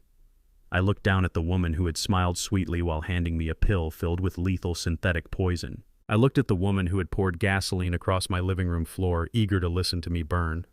"Paige," I said softly. She slowly looked up at me. Her pale blue eyes were completely bloodshot, swollen, and filled with absolute crushing despair. The arrogance, the condescension, the cruel mocking sneers, they were all completely gone. She looked like a terrified animal caught in a snare. "I want you to answer a question for me," I whispered, making sure every single syllable was permanently burned into her memory. "A question you should have asked yourself a very long time ago. Right now, in this exact moment, if you suddenly found out you were completely homeless, how would you feel?" She squeezed her eyes shut, letting out another broken, agonizing wail. She had no clever comebacks. She had no excuses. She was completely trapped in the nightmare of her own making. "Because that is not a hypothetical question anymore," I declared, standing tall and addressing the entire room. "This morning, while you were busy trying on designer dresses and planning this pathetic little fundraiser, my attorneys filed the emergency foreclosure notices. Because your loans were secured with stolen funds and active criminal intent, the federal judge waived all the standard waiting periods." I pointed to the thick stack of papers resting on the table. "The county sheriff arrived at your $2 million suburban home at exactly 9:00 this morning," I announced, my voice ringing with absolute finality. "They carried out the eviction. The locks have been completely changed. The security system has been reset with my private passcodes. Your luxury vehicles were loaded onto flatbed tow trucks and impounded to cover the outstanding interest on your loans." Derek, who had been standing frozen in shock, finally collapsed to his knees right beside his wife. He stared at me with wide, unblinking eyes, his mouth hanging open in silent horror. His pristine tuxedo was completely wrinkled, his perfect life entirely dismantled. "And Bradley," I added, glancing over at the weeping older man. The exact same thing happened to your estate. Your massive iron gates are padlocked. Your bank accounts are frozen to absolute zero. You cannot even buy a cup of coffee right now. I looked at the four of them broken and ruined on the floor of the most expensive restaurant in the city. The beautiful French music had long since faded, leaving nothing but the raw sound of their weeping. When you walk out of those heavy brass doors tonight, you have absolutely nowhere to go. I told them, my voice devoid of any mercy or pity. You do not have a house to return to. You do not have a bed to sleep in. You do not have a single dollar to your name. You are all completely, irrevocably bankrupt and entirely homeless. The life you thought you were living was a complete illusion, and tonight the illusion is officially over. The absolute devastation in the grand ballroom was a sight I will carry with me for the rest of my days. Paige was a crumpled mess of ruined silk and smeared makeup, weeping over the shattered crystal on the marble floor. Bradley and Victoria Kensington were sitting completely frozen in their chairs, staring into the terrifying abyss of their newly acquired poverty. My son Derek was kneeling beside his wife, his head bowed, completely silent, as the gravity of his total failure crushed the last remaining breath from his lungs. The wealthy guests who had gathered to support them were now actively shrinking away, retreating into the shadows of the restaurant, wanting absolutely nothing to do with the toxic, radioactive ruin of the Kensington family. But the final stroke of justice, the absolute concluding act of my design, had not yet arrived. Financial ruin was a fitting punishment for their boundless greed, but it was not enough to balance the scales for attempted murder. I stood perfectly still, adjusting the cuffs of my bespoke charcoal suit, listening to the distant sound of approaching sirens echoing through the financial district. The wailing sirens grew louder and louder until they stopped directly outside the heavy brass doors of the restaurant. The guests turned their heads in collective shock as the doors were forcefully pushed open. A team of 6 men and women walked into the grand ballroom. They were not local police officers or county sheriffs. They wore dark, immaculate suits with heavy federal badges clipped to their belts and dark windbreakers bearing the bold yellow letters of the Federal Bureau of Investigation. They moved with a terrifying, synchronized efficiency, parting the crowd of elite socialites like a hot knife cutting through butter. The lead federal agent, a tall, broad-shouldered man with a face carved from granite, walked straight toward the center of the room. He completely ignored the gasping guests and the shattered glass on the floor. He stopped directly in front of Paige and Derek. Paige Harding and Derek Carver, the lead agent, announced, his voice booming with absolute federal authority. "I have in my hand a federal arrest warrant issued by the United States District Court. You are both being placed under arrest for massive conspiracy to commit wire fraud, grand larceny, and the systemic embezzlement of $1.5 million from federally insured client trust accounts." Paige slowly looked up from the floor, her bloodshot eyes widening in a fresh wave of sheer, unadulterated terror. The state arson charges had been temporarily paused by her parents' bail money, but federal indictments were an entirely different monster. "No," Paige gasped, her voice a broken, pathetic whisper. "No, we are out on bail. My parents paid the bond. You cannot arrest us again. My lawyers are handling this." The federal agent looked down at her with absolute zero sympathy. "Your state bail has been officially revoked, ma'am," the agent stated coldly. "Given the severity of your financial crimes, your connections to organized underground lenders, and the undeniable evidence of your attempts to murder a key witness to cover up your embezzlement, a federal judge has deemed you an extreme flight risk and a severe danger to the community. You are being remanded to federal custody immediately without the possibility of bail." Paige let out a horrifying, blood-curdling shriek. It was the sound of a trapped animal realizing the cage door had just been welded shut permanently. She tried to scramble backward away from the agents, but her high heels slipped on the spilled champagne and broken glass. 2 female federal agents stepped forward, hauling her up by her arms without an ounce of gentleness. They forcefully spun her around, pressing her face against the nearest dining table. For the second time in less than a week, the cold, heavy steel of handcuffs snapped violently around Paige's wrists. But this time she knew there was no wealthy daddy coming to save her. There was no mansion to put up for collateral. There was absolutely no way out. She was going straight to a federal penitentiary to wait for a trial she was guaranteed to lose. Bradley Kensington stood up on shaking legs, reaching a trembling hand toward the federal agents. "Wait, please," he begged, tears streaming down his flushed face. "You cannot take my daughter. She made a mistake. Please, I will call my attorneys. I will fix this." The lead agent turned his cold gaze toward Bradley and Victoria. "Bradley and Victoria Kensington," the agent said, his voice slicing through their remaining dignity. You are hereby ordered to surrender your passports to the federal field office by tomorrow morning. You are officially named as unindicted co-conspirators in an ongoing federal racketeering investigation. If you attempt to leave the state or move any hidden assets, you will be joining your daughter in federal lockup. Do I make myself perfectly clear? Bradley collapsed back into his chair, clutching his chest as he began to hyperventilate. Victoria simply stared at the ceiling, completely catatonic, unable to process the absolute destruction of her entire bloodline. While the agent secured Paige, my son Derek remained on his knees. He watched his wife being dragged away, kicking and screaming, her curses echoing through the silent ballroom. He watched the federal agents step toward him, pulling out their own sets of steel handcuffs. The reality of spending the next 20 years of his life in a concrete cell finally shattered whatever fragile delusion he had left. Derek completely snapped. He ignored the federal agents. He ignored the stares of the wealthy crowd. He crawled forward on his hands and knees, completely disregarding the sharp pieces of broken crystal that sliced into the palms of his hands and tore the expensive fabric of his suit trousers. He dragged his bleeding knees across the marble floor until he reached my feet. He threw his arms around my legs, burying his tear-soaked face into the fabric of my tailored trousers. He was sobbing so violently his entire body was convulsing. "Dad, please," he wailed, his voice cracking with absolute heartbreaking desperation. "Dad, I am so sorry. I was blind. She manipulated me. I was just so scared of losing everything. Please, you have to stop them. You have all the money. You own the bank. You know the police. Just tell them it was a mistake. Buy the charges away. Please, Dad, I am your son. I am your only son. Do not let them take me away. I am your flesh and blood." The entire ballroom held its breath, waiting to see what I would do. A part of Derek genuinely believed that the father who had worked double shifts to buy him a bicycle, the father who had smiled at his college graduation, was still alive somewhere inside me. He thought the unconditional love of a parent would eventually override the logic of a mechanical engineer. I looked down at the weeping, broken man clutching my legs. I felt the warmth of his tears soaking through my trousers. I remembered the exact moment I held him in the hospital when he was born. I remembered his mother Yvonne kissing his forehead. And then I remembered the audio recording. I remembered the sound of his voice calmly agreeing to buy gasoline to burn me alive while I slept. I remembered the cold, calculated precision he used when he took heavy wire cutters and severed the brake lines of my car, hoping I would drive into a brick wall. I reached down and placed my large, calloused hands on his shoulders. For one brief second, Derek looked up, his red, swollen eyes filled with a tiny, pathetic glimmer of hope. He thought I was going to lift him up and embrace him. Instead, I gripped his shoulders firmly and forcefully pushed him backward, breaking his grip on my legs. I looked directly into his desperate, crying eyes.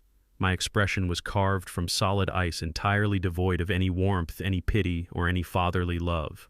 "You are not my son," I said, my voice low, steady, and ringing with an absolute terrifying finality. My son was a good boy who loved his parents.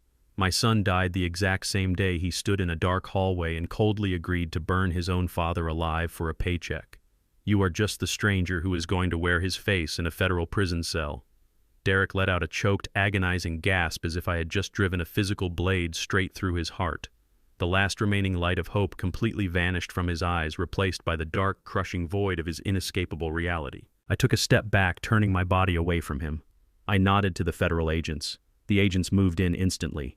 They grabbed Derek by his arms, hauling him roughly to his feet. He did not fight them. He did not struggle like Paige. He was completely limp, a hollow, broken shell of a man. They snapped the heavy steel handcuffs tightly around his wrists. "Take them away," I commanded, turning my back on the entire scene. I stood tall and silent, listening to the heavy footsteps of the federal agents as they marched my former son and his wife out of the grand ballroom. I listened to Paige's fading screams and Derek's quiet, pathetic sobbing as they were paraded past the horrified, wealthy guests and shoved out through the heavy brass doors into the cold, unforgiving night. The trap was completely empty, and the execution was absolutely flawless. I walked out through the heavy brass doors of the restaurant, leaving the shattered remnants of the Kensington family behind me in the grand ballroom. The cool night air of the city hit my face, carrying the faint, refreshing scent of approaching rain and city exhaust. I stood on the quiet sidewalk and watched the final act of my design play out. The federal agents were forcefully pushing Paige and Derek toward the armored transport vehicles parked along the dark curb. Paige had completely stopped fighting. The hysterical screaming had drained entirely out of her lungs. She was limp, acting like a broken doll draped in ruined black silk, her expensive mascara running down her face in dark, pathetic streaks. Derek was practically being carried by two massive federal agents. He did not look back at me. He kept his head bowed, staring at the wet pavement, completely consumed by the absolute certainty of his 20-year federal prison sentence. The heavy steel doors of the transport van slammed shut with a resounding metallic thud, locking them away from the world they had tried to steal from me. I watched the armored vehicles pull away from the curb, the flashing red and blue lights reflecting off the wet asphalt until they completely disappeared into the endless stream of city traffic. The hunt was officially over. The predators had been locked in the cage and the key was permanently thrown away. The street grew quiet. My private driver stepped out of the shadows and opened the rear door of my sleek town car. I slid into the warm, comfortable leather seat and quietly instructed him to take me home. As the car glided smoothly through the financial district, I leaned my head back against the headrest and closed my eyes. For the first time in weeks, the crushing heavy weight that had been sitting tightly on my chest completely evaporated. The tension in my shoulders, the constant draining hypervigilance of waiting for my own son to murder me, simply dissolved into the cool night air. I had survived the lethal synthetic poison. I had survived the raw natural gas flooding my kitchen. I had survived the severed hydraulic brake lines and the gasoline-soaked floors of my living room. But more importantly, I had survived the absolute profound heartbreak of realizing my only child was a monster. When the town car pulled into my gravel driveway, the modest suburban house did not look like a deadly trap anymore. It did not look like a tomb waiting to claim me. It was just a house again. The ghosts of their betrayal had been thoroughly exorcised by the swift, brutal hand of justice. I walked through the front door, breathed in the clean, silent air, and slept soundly for the very first time since this horrific nightmare began. Time is a river that washes away the toxic debris of the past. 3 months after that night at the French restaurant, the federal trial concluded exactly as I knew it would. Paige and Derek pleaded guilty to avoid a drawn-out, humiliating public spectacle. They were sentenced to 2 decades in a maximum security federal penitentiary without the possibility of early parole. Bradley and Victoria Kensington lost absolutely everything. Their sprawling estate was auctioned off to pay their debts, and they were forced to move into a tiny rented apartment living on the very margins of the high society they used to rule with arrogance. But I did not waste my remaining days gloating over their absolute ruin. Vengeance is a fire that consumes the vessel carrying it, and I had no intention of burning. I had a massive empire to run and a brand new purpose to fulfill. I stepped out of my private glass elevator onto the top floor of my corporate skyscraper in the heart of the city. The bright morning sun poured through the floor-to-ceiling glass windows, illuminating my spacious, immaculate executive office. My lead attorney, Donovan, was already sitting at the long mahogany conference table waiting for me. He pushed a thick leather-bound folio across the polished wood. I sat down in my high-backed leather chair and opened the cover. It was the official legal charter for the Yvonne Carver Foundation for Senior Protection. I funded the organization with an initial uncompromising endowment of $10 million transferred directly from my blind trust. Not every elderly person has a hidden multi-million-dollar fortune to fight back against greedy, manipulative relatives. Not every senior citizen has the mechanical engineering background to detect microscopic poison or install hidden fiber optic surveillance cameras. Many of them are exactly what Paige and Derek thought I was. They are vulnerable, isolated, and entirely defenseless. They sit in their lonely recliners, watching their entitled children steal their life savings, forge their signatures, and slowly drain their dignity away. My foundation was explicitly created to be their absolute shield and their sharpest sword. We hired a dedicated, relentless team of aggressive former federal prosecutors, highly trained forensic accountants, and seasoned private investigators. If an arrogant child tries to quietly alter a will or illegally transfer a property deed, our lawyers will drag them into the harsh, unforgiving light of a federal courtroom and utterly dismantle them. If a nursing home tries to neglect a patient, our investigators will tear their administration apart. We will become the nightmare for anyone who thinks the elderly are easy prey. I picked up my heavy gold fountain pen and signed my true, authentic name at the very bottom of the charter: Malcolm Thomas Carver. The ink flowed smoothly onto the thick paper, officially securing the future and safety of thousands of vulnerable people across the state. I stood up from the mahogany desk and walked over to the massive windows looking out at the sprawling, bustling city far below me. I was 71 years old. I was a widower who had lost his only son to the blinding, toxic poison of greed. But looking out over the skyline, I did not feel broken. I felt completely reborn. I had stepped out of the long, quiet shadows of my frugal existence and embraced the absolute full weight of my power and wealth. My life was no longer defined by the quiet, patient waiting of a retired mechanic in the suburbs. It was defined by absolute freedom, unwavering purpose, and the relentless, aggressive pursuit of justice for those who could not fight for themselves. The dark chapter was permanently closed, and the brightest days of my life were just beginning. True wealth is not measured by the balances hidden in your accounts, but by the integrity with which you treat the hands that raised you.